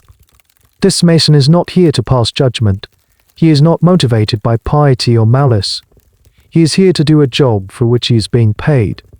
He is simply the craftsman, the technician of your doom, but professional discretion. He has likely been paid well, not just for his skill, but for his ability to forget what he sees here today. This cold, commercial aspect makes it even more grotesque. Your life is ending, and for one man, it's just another day's wages. The senior nuns bring him stones. They are old stones, weathered and grey, taken from a collapsed section of the outer wall being repaired. They are recycling the very fabric of the convent to become your prison. The sisters move with a grim efficiency, their faces set and purposeful. They are participating in the act, their hands carrying the stones that will become your tomb. They are not merely witnesses, they are complicit. This communal participation is crucial. It's not just the abbess's decision, the entire community, through its labor and its silence, is affirming the sentence. They are collectively walling up the sin in their midst. You press your face against the cold glass of your window, watching the scene unfold. The mason tests the mortar's consistency with his trowel. He arranges the stones in a neat pile. He consults with the abbess, who points towards a section of the cloister's inner wall, a thick, node-brying section of the main building. You see her gesturing, her hand making a small, rectangular shape in the air. A shape just large enough for a person. The sight is so surreal, so mundane in its horror that a strange detachment washes over you. It's like watching a play, a story you've heard before. The stern abbess, the silent workmen, the complicit nuns. It doesn't feel real. It cannot possibly be happening to you. But then the mason picks up his hammer and a chisel. He walks to the spot the abbess indicated and, with a single, sharp blow, strikes the first chip from the wall. The sound cracks through the quiet air of the cloister, sharp and final. Every sister in the courtyard flinches.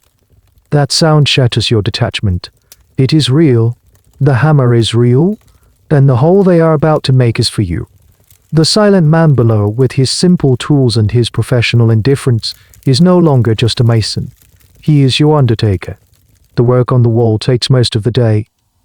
From your cell, you hear the intermittent, rhythmic chip-chip of the mason's chisel, punctuated by the heavier thud of the mallet.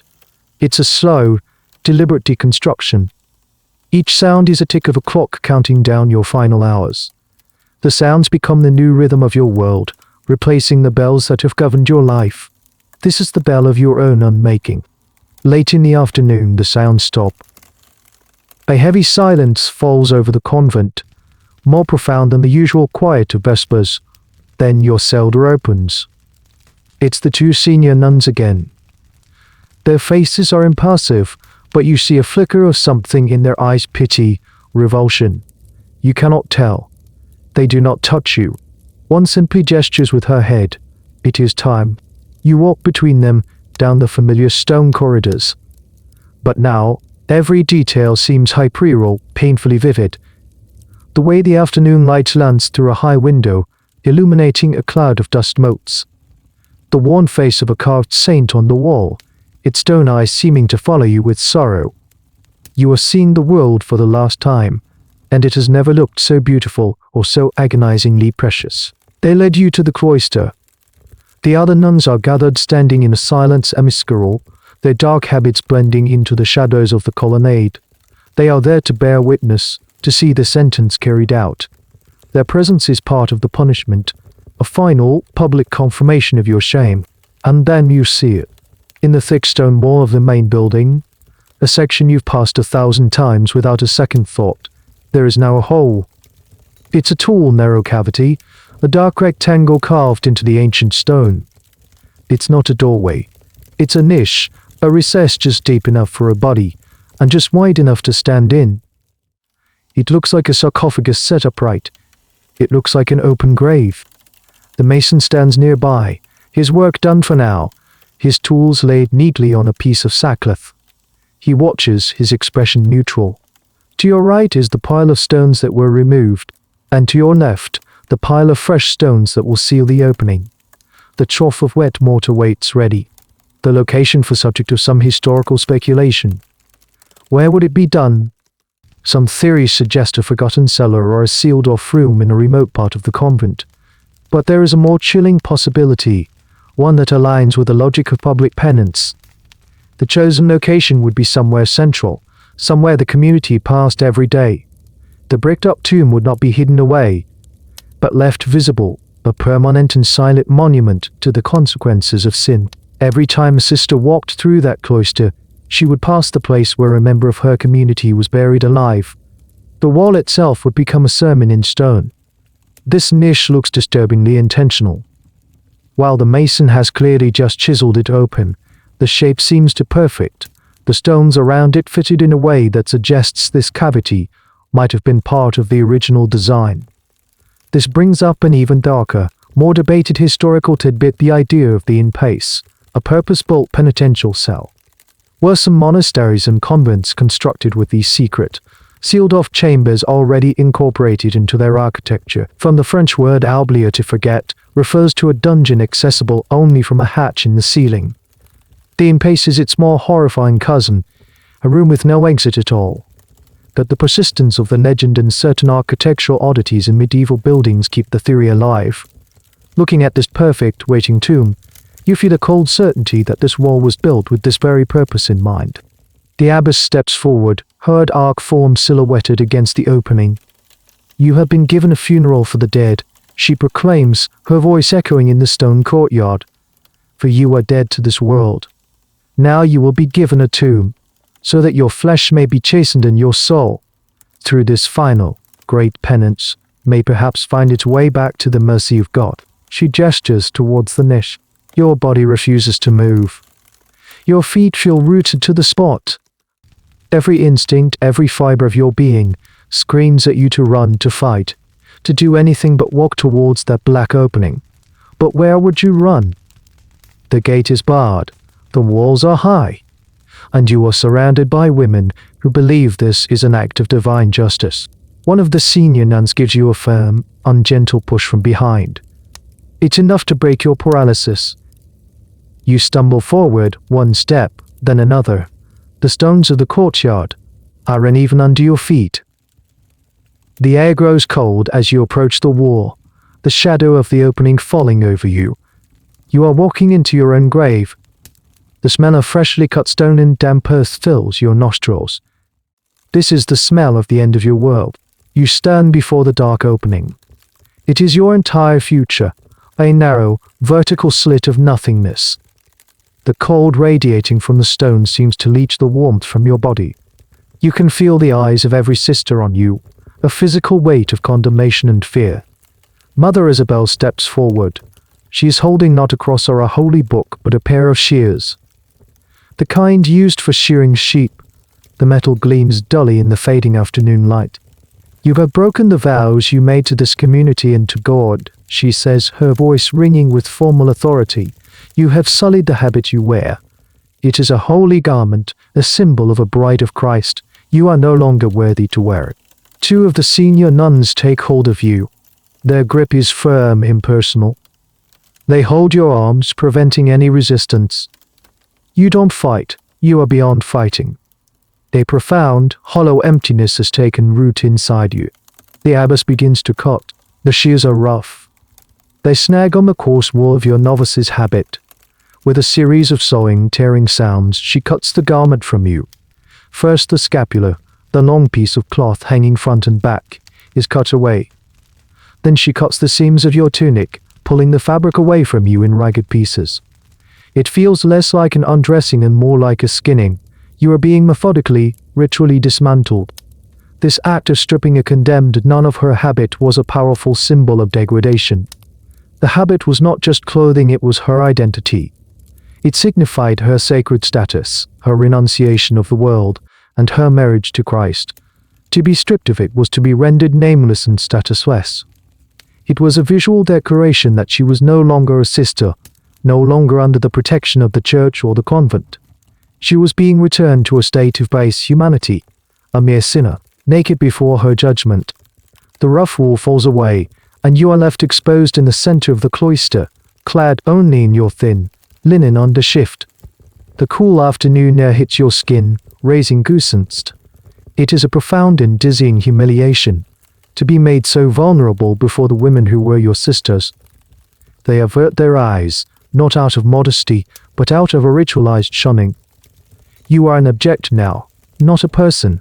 The pieces of your habit lie on the stone flags around your feet like a dark, defeated bird. Then, one of the nuns steps forward with another garment. It's not a habit. It's a single, shapeless piece of rough spun sackcloth, the color of dirt. It is a penitential shroud. It's the garment of the outcast, the leper, the condemned. They pull it over your head, and the fabric is a scratchy torment against your skin. It hangs on you like a sack, offering no warmth, no dignity. It is the uniform of your new and final station. Historians, of course, debate the precise choreography of such a rare and secret event. But the ritual logic is clear, and it likely drew from established ceremonies of public excommunication or anathema. In those rites, every symbol of belonging was violently reversed. The cutting of the habit is the dark twin of the ceremony where a novice first receives it. One is an embrace, the other a violent expulsion. And what are the pieces of the old habit? A fascinatedly grim question. They couldn't simply be discarded or reused. They were sacred objects that had been defiled. Most likely they would be burned, the smoke rising to the sky as a final, definitive statement. What was once holy is now ash. The abbess gestures to the niche. You entered this convent to be buried with Christ in baptism and rise to a new life. She intones, her voice echoing slightly. Instead, you shall be buried in the flesh, to await the judgment of God. The two nuns give you another push, this time more forceful. Your bare feet scrape on the stone. You stumble forward, the rough sackcloth chafing your shoulders. You are at the edge of the opening now. The darkness within is absolute. It smells of damp earth, of cold stone, of forgotten time. It is the smell of the grave. You hesitate at the threshold, your body finally rebelling with a tremor of pure, animal terror. This is it. The final step. With a final, collective effort, the nuns shove you forward. You stumble across the threshold, your arms flailing for balance in the tight space. Your back hits the cold, damp stone at the rear of the niche. The world is suddenly framed in a tall, narrow rectangle of grey sky and pale, watching faces. You have entered your tomb. The moment you are inside, the mason steps forward. He moves with a quiet, practiced efficiency that is more terrifying than any overt cruelty. He doesn't look at you. He doesn't acknowledge your presence. For him, you are no longer a person, you are merely the contents of the container he is about to seal. He picks up a stone. It's rough and heavy, flecked with moss. He dips his trowel into the waiting trough of mortar, scooping up a thick, wet glob of the grey paste. The scraping sound of the metal trowel against the wooden moff is loud and sharp in the silence. He expertly butters the edges of the stone with the mortar, then turns to the opening. He kneels down and carefully sets the first stone in place at the bottom of the rectangular opening. The stone slides into place with a soft grinding sound. It's final. The world outside, which was a full rectangle of fading light and silent, watching figures, is now smaller. A solid, unmoving line of grey now occupies the bottom of your vision. You press yourself back against the rear wall of the niche, the damp, cold stone sucking the warmth from your body through the thin sackcloth. The space is horribly tight. Your shoulders brush against the sides. You can't turn around, you can only stand and watch as your world is unmade, one stone at a time. The mason works with a steady, unhurried rhythm. Scoop, butter, place. Each movement is precise, economical. He is a craftsman, proud of his work. He is building a good, solid wall. A wall that will last. A wall that will not fail. With the second stone, the faces of the junior nuns at the back of the crowd disappear. Your view is now only of the senior sisters, their stern expressions framed by their wimpless, and the imposing figure of the abbess. She stands like a statue, her arms folded, her gaze unwavering. She is overseeing the ritual to its conclusion, ensuring it is done correctly. This is the moment where the abstract horror becomes a physical, tangible reality. The psychological torment, the shaming rituals, they were all a prelude to this simple mechanical act. The act of breaking up a person is so primal in its terror.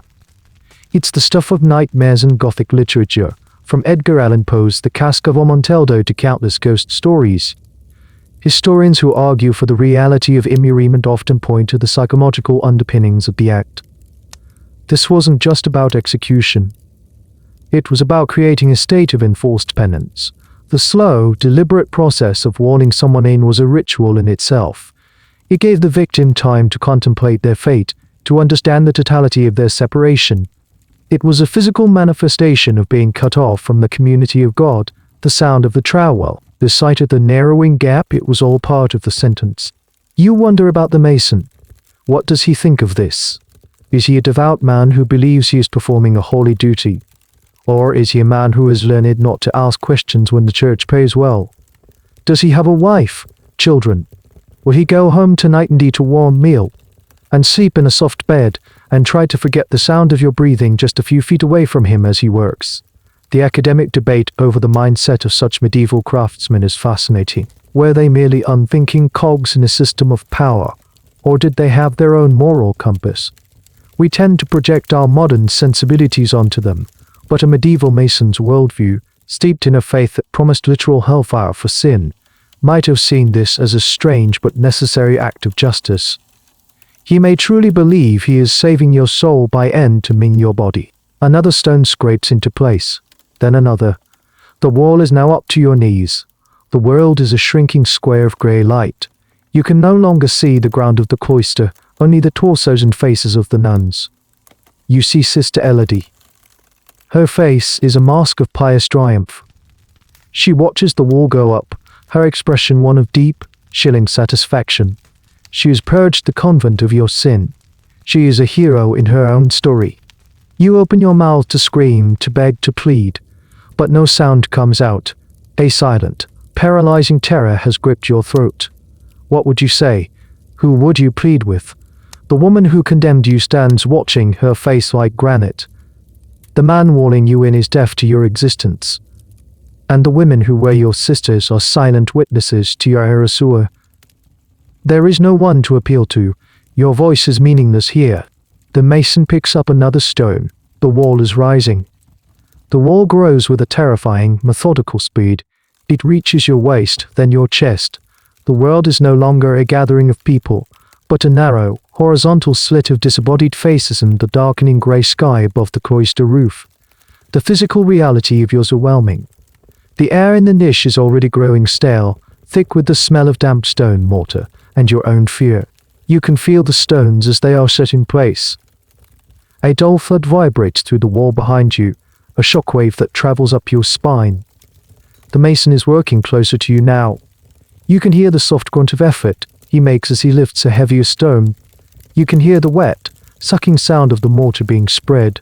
These intimate, mundane sounds of labor are the soundtrack to the end of your life. Your perspective has been violently, permanently altered. The world is no longer something you are in, it is something you are looking at through a shrinking aperture. The faces of the nuns are distorted, framed by the rough edges of the stone. They look like portraits in a gallery, their expressions ranging from the abbess's cold resolve to the younger novice's wide-eyed horror. They are the last things you will ever see. You try to memorize them, to burn the image of a human face into your mind before the darkness takes it away. You see a bird, a small sparrow, dart across the sliver of sky still visible to you. It is a fleeting, impossibly free thing, a creature of air and light. The sight of it, so normal and so unattainable, is a physical blow. A tear, hot and sharp, finally escapes and tracks a path through the dust on your cheek. It's not a tear of sadness, but of a rage so profound and so helpless it has no voice. The wall is at your shoulders now. The light is fading fast, both because the sun is setting and because the opening is closing. Your world is a cramped vertical coffin, and the lid is being nailed shut from the side. You are experiencing sensory deprivation in real time. The loss of sight is the most immediate, but you are also being cut off from sound and smell. The scent of rain in the air, the gentle breeze of the evening, the distant sound of a dog barking in the village, all these small, unnoticed anchors to the living world are being sealed away. This gradual shrinking of the world is a key element of the psychological horror. It's not a sudden, sharp end, but a slow, suffocating erasure. Historians and archaeologists who have studied potential immurement sites often note the small size of the niches. They were not rooms, they were cavities, designed to hold a body with minimal room for movement. This wasn't just practical, it was symbolic. The sinner's world was to be physically reduced to the confines of their own body. Their thoughts turned inward because there was nowhere else for them to go. A strange, macabre detail of some historical accounts of live, burial, or immurement is the inclusion of a small amount of food and water. A single loaf of bread, a small pitcher of water. Was this an act of mercy, a way to prolong life and thus the penance for a few more days? Or was it a final, cruel twist of the knife, a way to satisfy some ritualistic requirement while providing no real hope of survival? The debate is unresolved. It's a gesture that hovers uncomfortably between mercy and cruelty, a perfect embodiment of the twisted logic that has brought you here. As the wall rises, you wonder if they will grant you this final, ambiguous kindness. The wall reaches your neck. The opening is now just a small square at the level of your eyes. You can no longer see any complete faces, only fragments, the dark cloth of a WWII, the wrinkled forehead of a senior nun, the cold, impassive chin of the abbess. The world has been shattered into meaningless pieces. The mason is working at eye level. For a moment, his own face appears in the gap as he leans in to check the alignment of a stone. His eyes are brown and tired. They meet yours for a fraction of a second. There is no malice in them, no piety. He does not see you. He sees only the stone, the mortar, the line of his wall. To be looked at but not seen is a new and profound kind of terror. You are an obstacle in his line of sight. He reaches for another stone. This one will be for the space directly in front of your eyes. He butters it with mortar, his movements sure and steady. He lifts it into place. The last of the faces, the last of the light, is about to be blotted out. He places the stone. It creeps into the gap, and the world outside vanishes.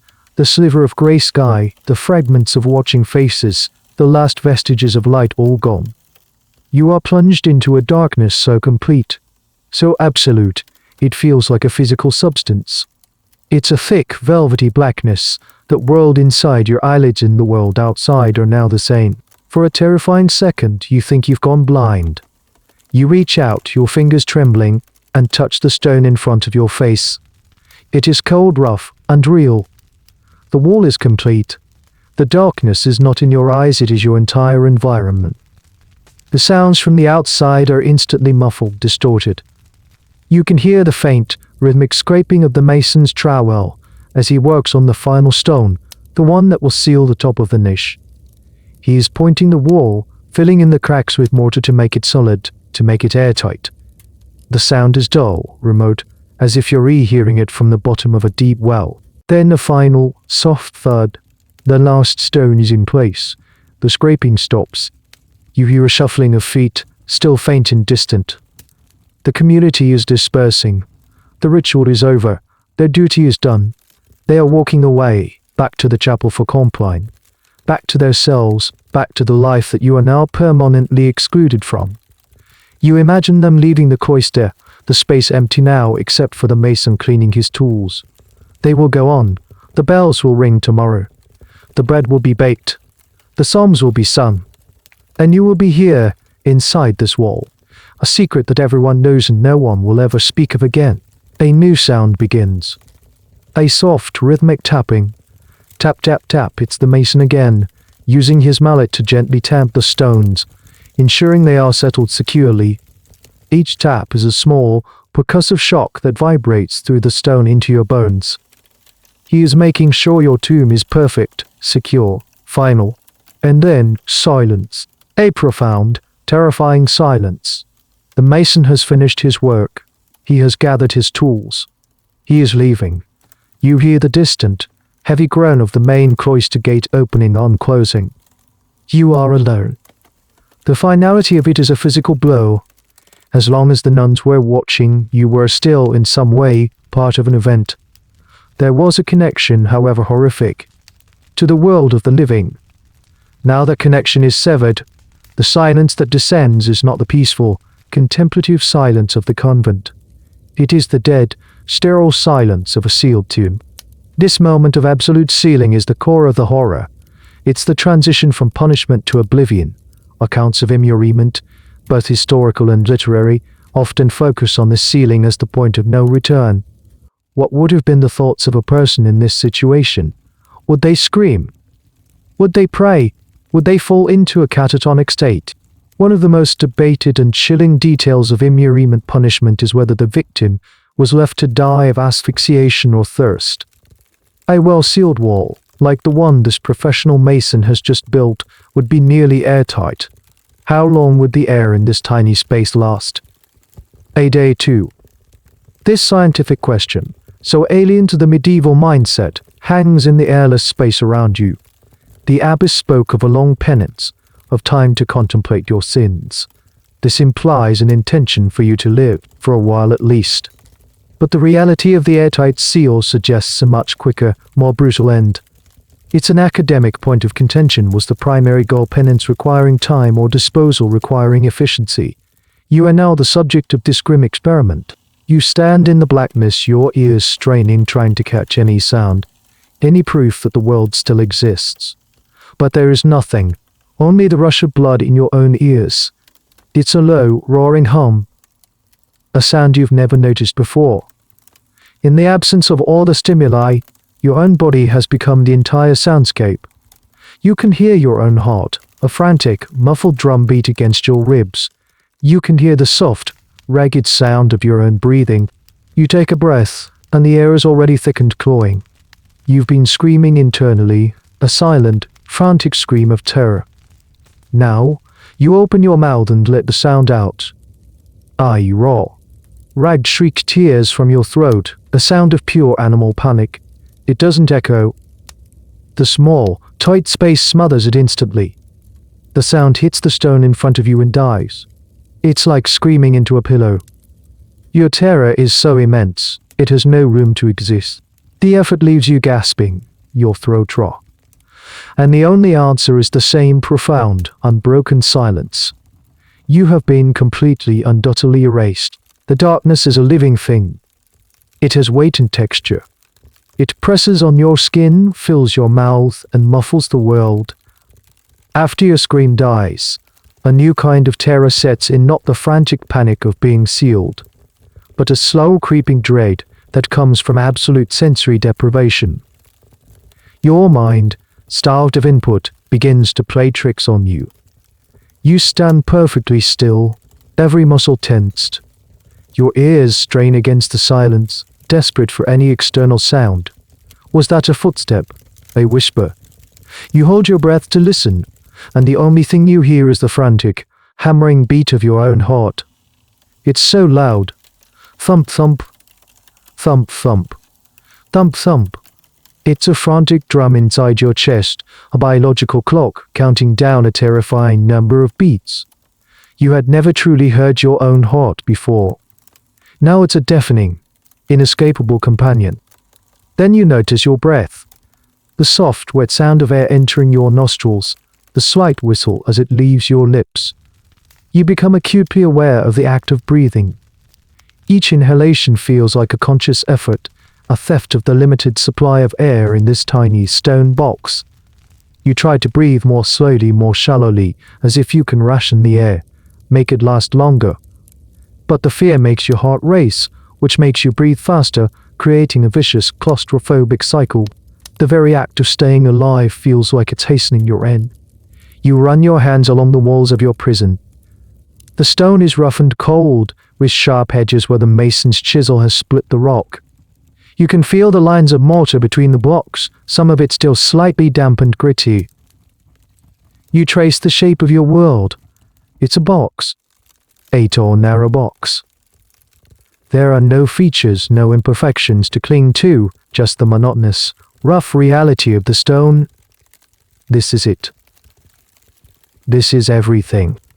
The scientific study of sensory deprivation reveals how quickly the human brain, starved of external stimuli, begins to create its own reality.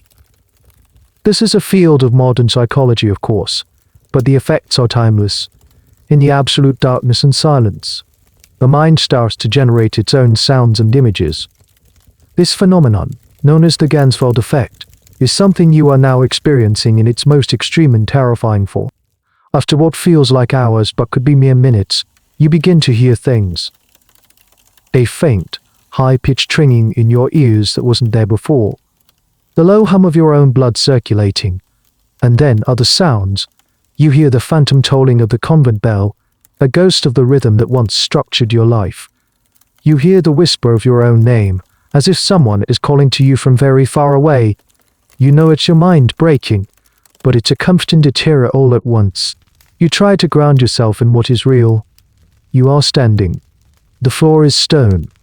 The air is cold. You are wearing a rough sackcloth shift. These are facts.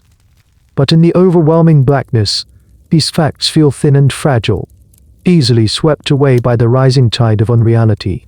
One of the more peculiar and lesser-known aspects of some historical accounts of long-term solitary confinement is the concept of self-talk as a survival mechanism. Prisoners who have survived such ordeals often report talking to themselves, reciting poetry, singing songs, anything to fill the void and hear a human voice, even if it's their own. It's a way to keep the personality from dissolving into the silence. You try it. You begin to recite the psalms you learned as a novice. Dominus regit me, et nihil mihi dirit. The Lord is my shepherd, I shall not want. The words come out as a croaking whisper. Your own voice sounds alien, a dead, flat sound with no resonance in the tiny space. It doesn't sound like you. It sounds like someone else is trapped in here with you. The attempt at comfort backfires, filling you with a fresh wave of horror. You fall silent again, retreating into the noise of your own heart. You have become a creature of pure biology. Your world has shrunk to the frantic beating of your heart, the ragged rhythm of your breath, and the cold touch of stone on your skin. The complex thinking, feeling person you were, the girl who loved forbidden poetry, the novice who struggled with her vows, is being stripped away, layer by layer. All that is left is the animal. An animal trapped in a stone cage, listening to the sound of its own machinery, waiting for it to fail. The darkness is no longer just an absence of light, it is an active presence, and it is slowly, methodically devouring your mind.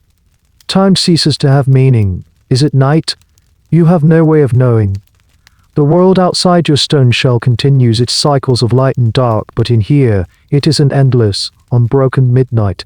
You drift in and out of a state that is neither sleep nor wakefulness, a hazy, grey fog of terror and exhaustion. And then you hear a sound. It's not a fun generated by your starved mind. It is real.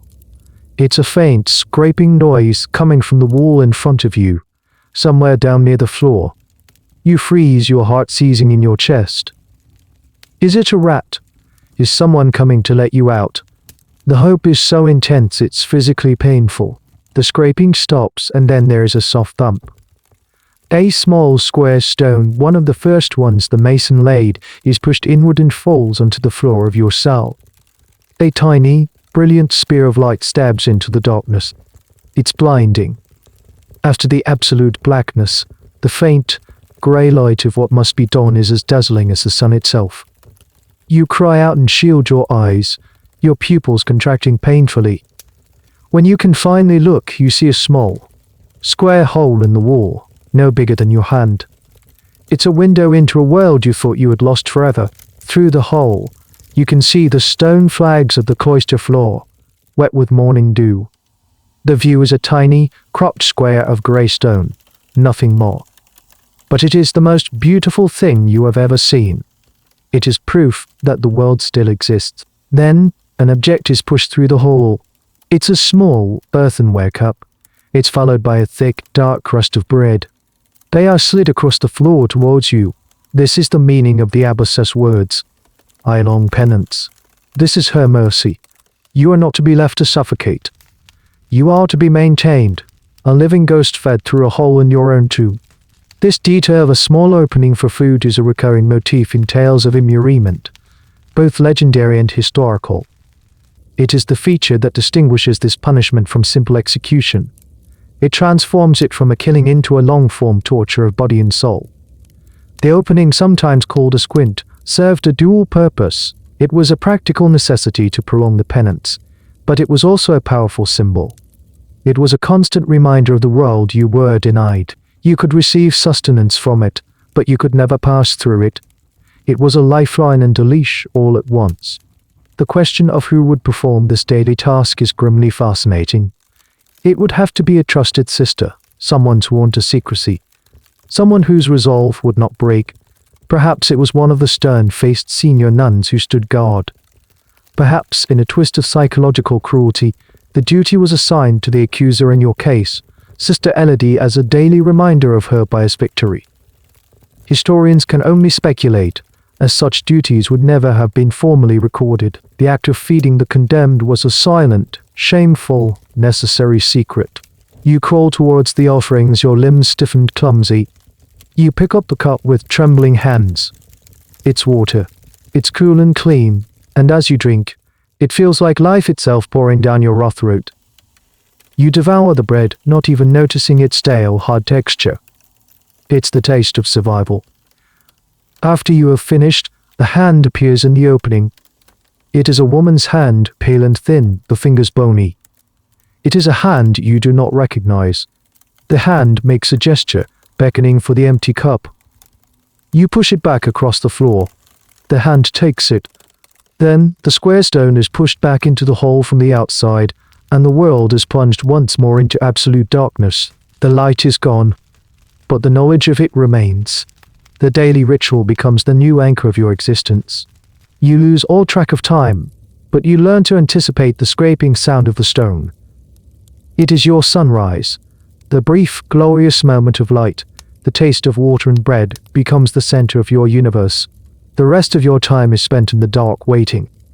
You are being kept alive, but for what? To repent. The daily delivery of food feels less like an act of mercy and more like a carefully calibrated torment. It's a way to keep you hovering in the space between life and death, a prisoner not just of the stone, but of a carefully managed dependency. You are a pet, a project, a soul being forcibly tended. The hand that feeds you is the hand of your tormentor, the proof that you have not been forgotten, but are being actively, deliberately, and perpetually punished. The small hole in the wall is not a window to the world, it is a keyhole, through which your captors can watch and ensure your suffering continues. The ritual of the stone and the bread becomes your clock and your calendar. The brief appearance of light, the taste of water, the rough texture of the crust, these are the only events in your life. The time in between is a vast, dark, empty ocean. And in that ocean, you begin to lose your grip on the passage of time itself. At first, you try to count the deliveries. One delivery one day, you make a tiny scratch on the wall with a sharp edge of the fallen stone from the food portal. But in the disorienting darkness and the long stretches of sensory deprivation, you lose your place. Did you just make a scratch? Or was that the last time? Is the hunger you feel the hunger of a few hours, or has a whole cycle been missed, smudging the sharp lines of your counting into a meaningless blur? You try to measure time by sleeping. You tell yourself you will sleep between each feeding. But sleep in this place is not a refuge. It's a shallow, restless state, filled with fragmented dreams and terrifying nightmares. You dream of running through sunlit fields, only to have the sky turn to stone above you. You dream of the cart driver's song, but the words are twisted into the Latin of your funeral mass. You wake up with a jolt, your heart pounding, unsure if you have been asleep for minutes or for an entire rotation of the earth. The distinction between being awake and being asleep begins to dissolve. The darkness is the same. The silence is the same. Your thoughts drift and eddy without the anchor of a sunrise or a sunset. Is this a memory or a dream you are having right now? Are you truly in this stone cell? Or are you having a nightmare in your old bed back in the novice's quarters? The boundaries of reality become porous, weak. This loss of chronognosis, the ability to perceive time, is a well-documented effect of extreme isolation and sensory deprivation. Without external cues, light, sound, social interaction, the brain's internal clock becomes completely dysregulated. For medieval people, time was not the abstract, linear concept we have today. It was cyclical, tied to the agricultural seasons, a liturgical calendar of the church. The day was divided by the bells of the divine office. The year was marked by feasts and fasts. You have been ripped out of all of these cycles. You are living in an eternal, unmeasured moment. You wonder about the world outside. Has it been a week? A month? A season? Is it winter now?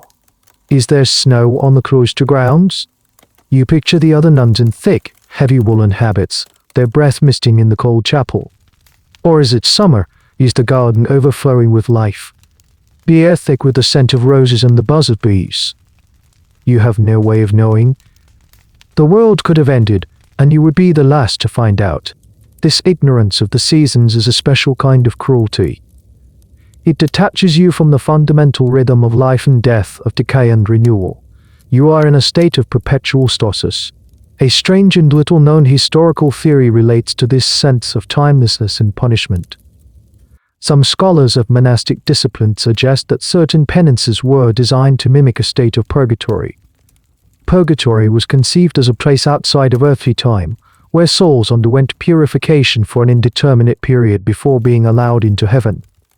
The immuride nun, suspended between life and death, fed just enough to survive but denied any normal measure of existence, could be seen as a soul living out her purgatory on earth.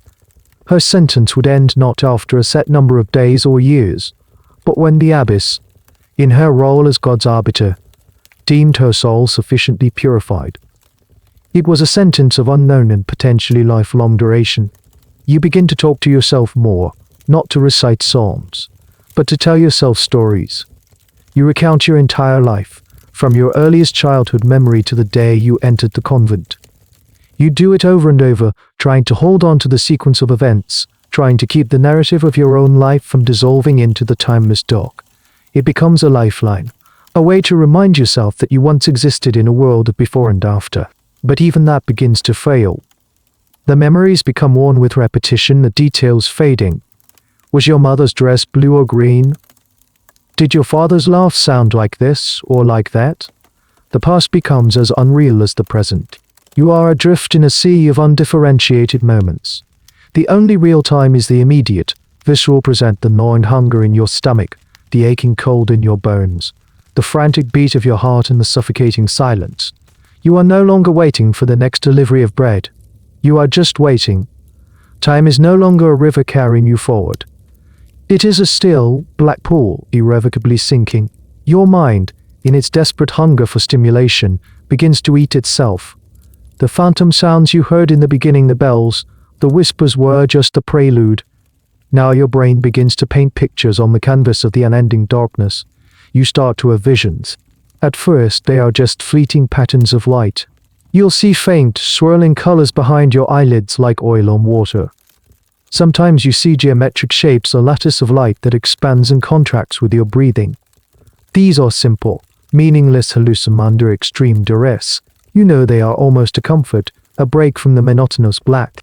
But then they become more complex. They become scenes. You are no longer just in the dark. You are in your childhood home.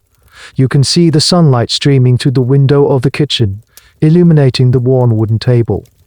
You can see the steam rising from a loaf of freshly baked bread. You can smell the yeast and the warmth.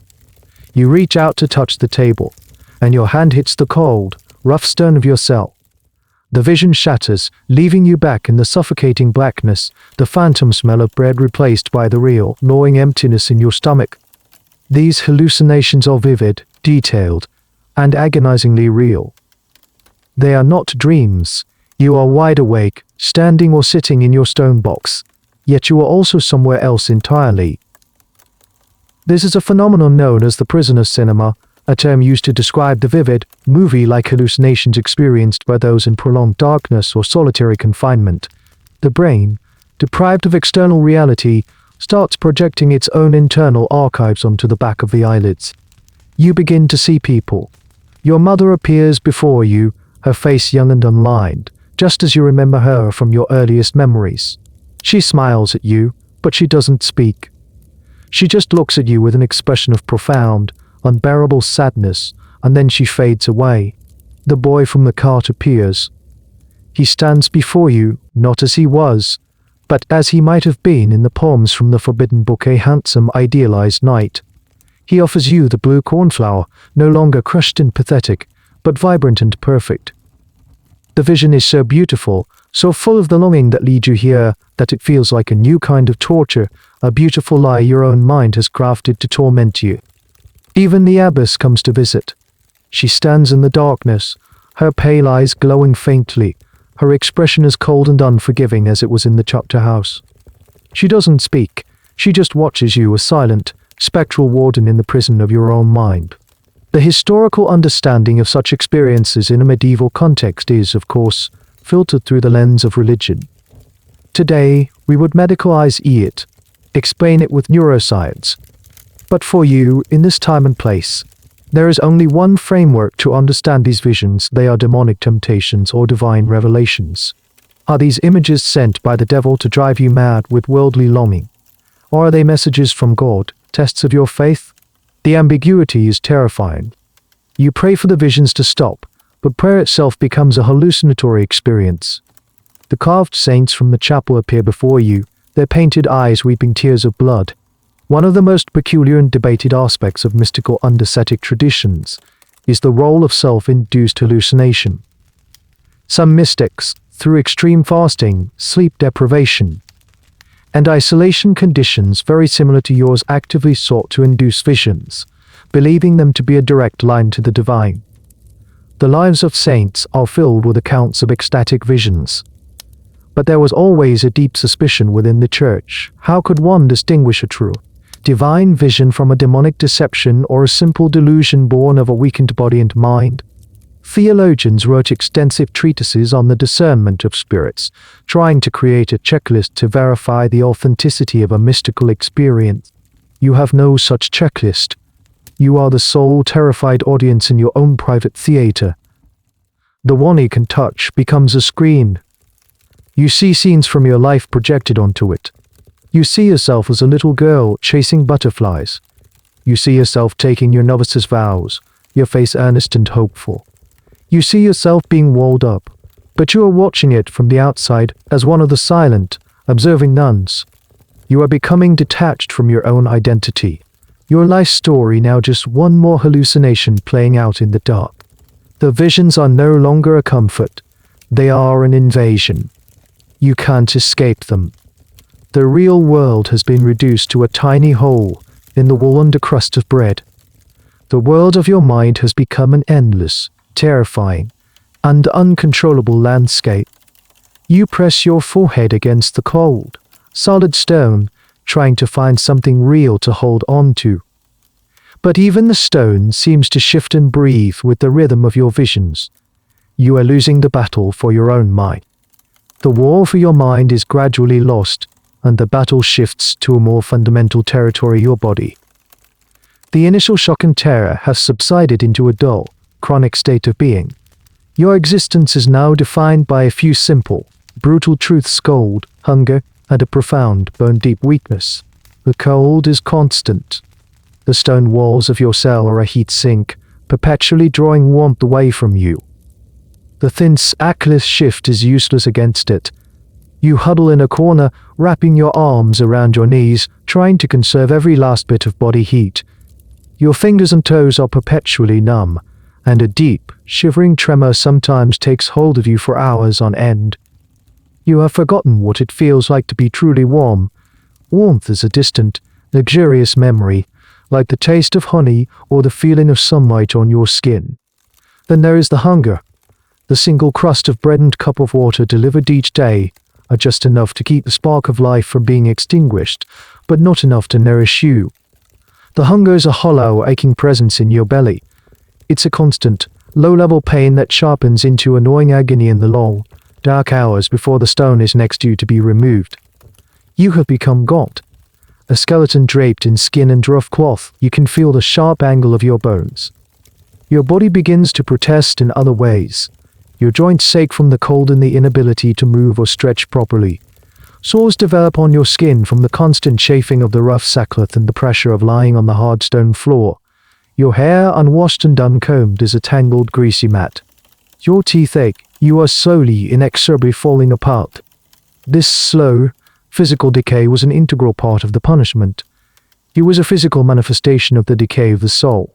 In the medieval mindset, the body and soul were inextricably linked. A sick soul would lead to a sick body. This prolonged state of physical suffering was not just a byproduct of the confinement. It was a necessary part of the penance. It was a way of mortifying the flesh, of chastening the body for the sins of the spirit. Your physical degradation was a visible sign that the penance was working. One of the more bizarre and specific historical details related to long-term confinement and malnourishment is the experience of changes in sensory perception. Taste and smell, for instance, can become hypersensitive. When the daily bread arrives, the simple, earthy smell of it is overwhelmingly powerful. The taste of the stale crust explodes in your mouth, a universal flavor. The water is the purest, sweetest nectar. Your world has been so reduced that these minimal sensations become epic events. But your other senses are dulling. Your eyes, so long accustomed to darkness, ache with a dull, constant pressure. When the light from the food portal appears, it takes longer and longer for them to adjust, and the pain is more intense. Your hearing, once so sharp it could invent phantom whispers, is now muffled. The only sounds are the internal ones: the gurgling of your empty stomach, the creak of your own joints, the ever-present, sluggish beat of your weary heart. You are no longer a thinking creature having visions. You are a bundle of physical sensations. Your entire consciousness has contracted to the immediate, animal reality of your own body. The complex emotions of fear, regret, and anger have been burned away by the slow, constant fires of hunger and cold. All that remains is a primal, biological urge to endure for one more cycle, to wait for the next appearance of the light and the bread. You lose the strength to stand for long periods. You spend most of your time huddled on the floor, drifting in a semi-conscious state. The lines between your physical suffering and your mental state have completely blurred. The ache in your bones is the ache of your sorrow. The cold that seeps into your marrow is the cold of your isolation. You are becoming part of the stone. Your body is growing as cold and still as the walls around you. You are a living fossil, a creature being slowly petrified. The abbess wanted to cut you off from the world, to make you a lesson in stone. Her wish is coming true. You are no longer a person. You are a process. The process of slow, quiet, inexorable decay. There is a point where suffering, in its sheer, absolute totality, burns itself out. The fire has consumed all the fuel. The storm has exhausted its own fury. The pain in your bones, the gnawing hunger, the suffocating cold, they do not disappear. But your relationship to them changes. They are no longer sharp, agonizing invasions. They have become the simple, neutral facts of your existence, as real and as unremarkable as the stone against your back. And in the hollowed-out space where terror and despair used to live, something new and utterly unexpected takes root: a strange and profound sense of calm. It's not peace. It's not acceptance. It is a vast, quiet emptiness. The struggling, fighting part of you, the part that screamed and wept and clung desperately to memories of sunlight, has simply given up. It has dissolved. What is left is a silent, detached observer. You feel the cold in your limbs, and the observer notes, the body is cold. You feel the pang of hunger, and the observer thinks, The body requires sustenance. The suffering is still present, but it is happening to someone else. To a body you are now merely inhabiting, not commanding. This state of profound detachment is a known, if extreme, psychological response to trauma. It is the mind's final defense mechanism, a way to insulate the last flicker of consciousness from an agony that is too great to bear. But in the world you came from, this state would have had a different name. It would have been seen as a spiritual milestone. In the mystical traditions of your faith, this emptying of the self was the ultimate goal. Ascetics and mystics would strive for it through years of prayer, fasting, and self-denial. They called it kenosis, the complete self-emptying to make room for God. They sought to annihilate their own will, their own ego, so that the divine could rush in. The abbess, if she could see you now, might believe her terrible penance had been a success.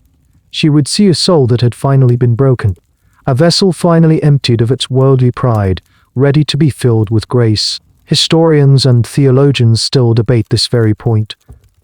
Was the goal of extreme monastic penance truly to induce this mystical state of annihilation?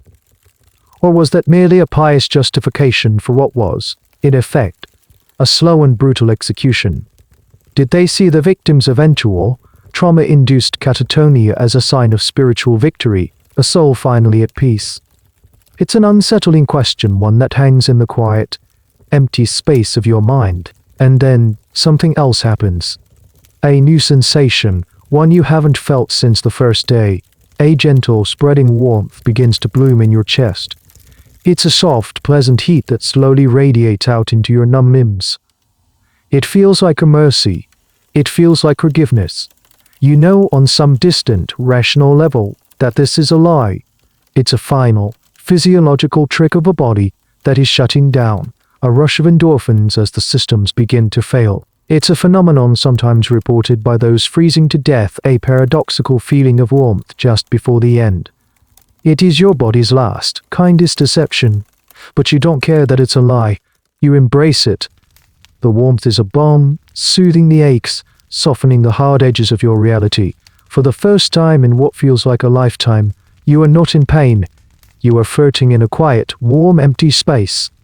The sound of the stones scraping in the wall barely registers. It's a distant, unimportant noise from another world. The small square of light appears, but you don't crawl towards it with frantic hunger. You simply watch it, a dispassionate observer, as the cup and the bread are pushed through. The hand appears, the same pale, bony hand. But you don't see it as the hand of your jailer anymore. You see it just as a hand. You notice the delicate pattern of veins beneath the thin skin, the shape of the fingernails. It is an object of mild, detached curiosity. You slowly, deliberately drink the water and eat the bread, not with desperation, but with a slow, mechanical motion. The taste is still powerful, but the frantic need is gone. You are simply completing a ritual. When you are done, you push the cup back. The stone slides into place, and the darkness returns. But the darkness is different now. It is no longer a prison. It is no longer terrifying. It is a soft, warm, quiet blanket. It is a refuge. It is a refuge. You lie back down on the stone floor, and the stone no longer feels hard and cold. It feels like it is holding you, cradling you. You close your eyes and act that is now purely symbolic. The strange, sweet warmth spreads through you, and the last vestiges of fear and identity melt away. You are not a novice, not a sinner, not even a person anymore. You are just a point of awareness, floating in a calm, dark, quiet sea, and you are ready for the tide to take you. The warmth becomes a river, and you are floating on its gentle current. The darkness is no longer black, it is a soft, deep gray, like the inside of a cloud. All sensation has faded. The cold, the hunger, the pain in your bones, they are distant memories, stories about someone else. The ever-present thumping of your own heart has slowed, becoming a soft, deep, rhythmic hum, like a chant from a faraway chapel.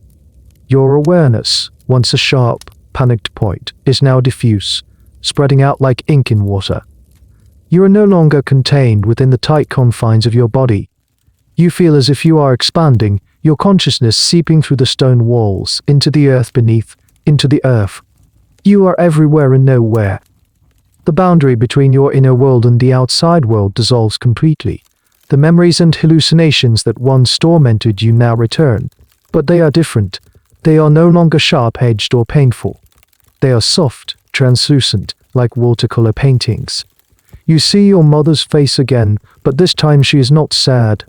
She is smiling, a genuine, warm smile. She reaches out her hand, and you feel a phantom touch on your cheek, a touch that brings not pain or longing, but a sense of profound peace. You see the cart driver not as a knight, but just as he was, a young man singing a simple song under a blue sky.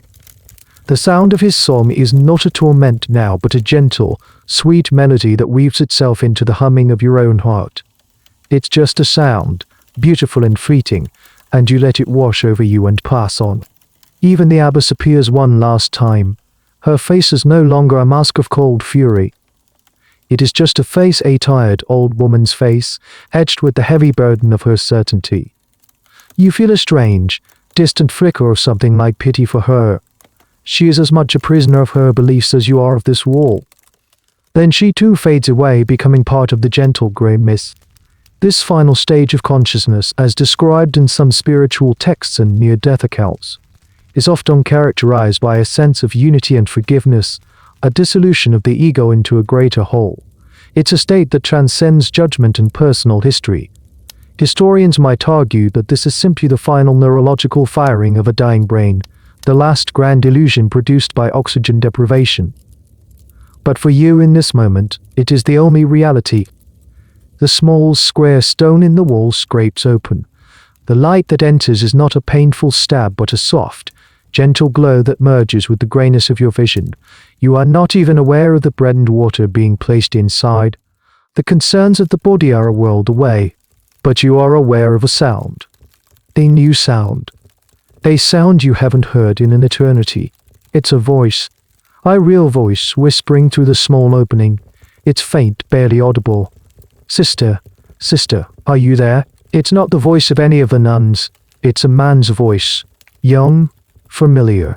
You don't have the strength to respond, to even turn your head.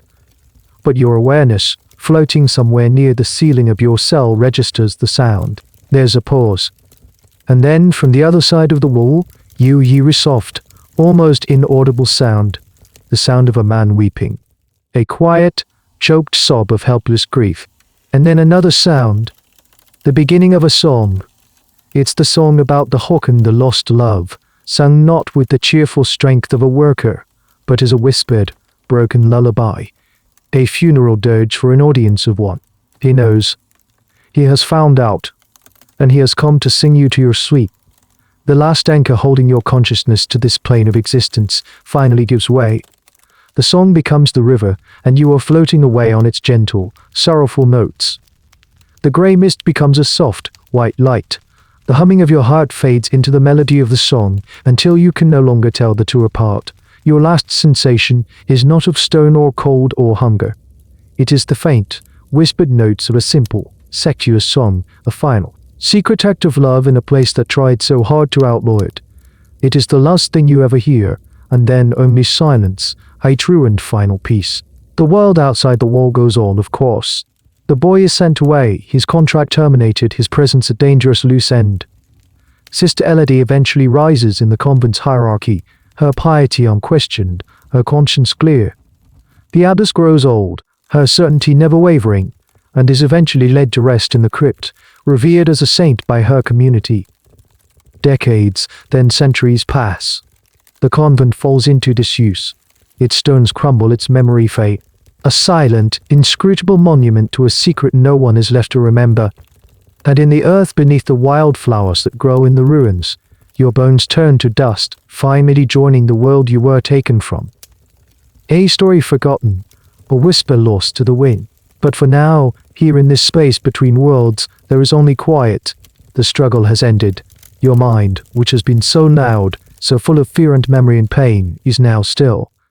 The river has carried you out to a vast commotion. There are no more walls. There is no more darkness. There is only a gentle, quiet drift. Let the current carry you now. Let it rock you softly. You are safe. You are ready for sleep. The end of the article. Good night.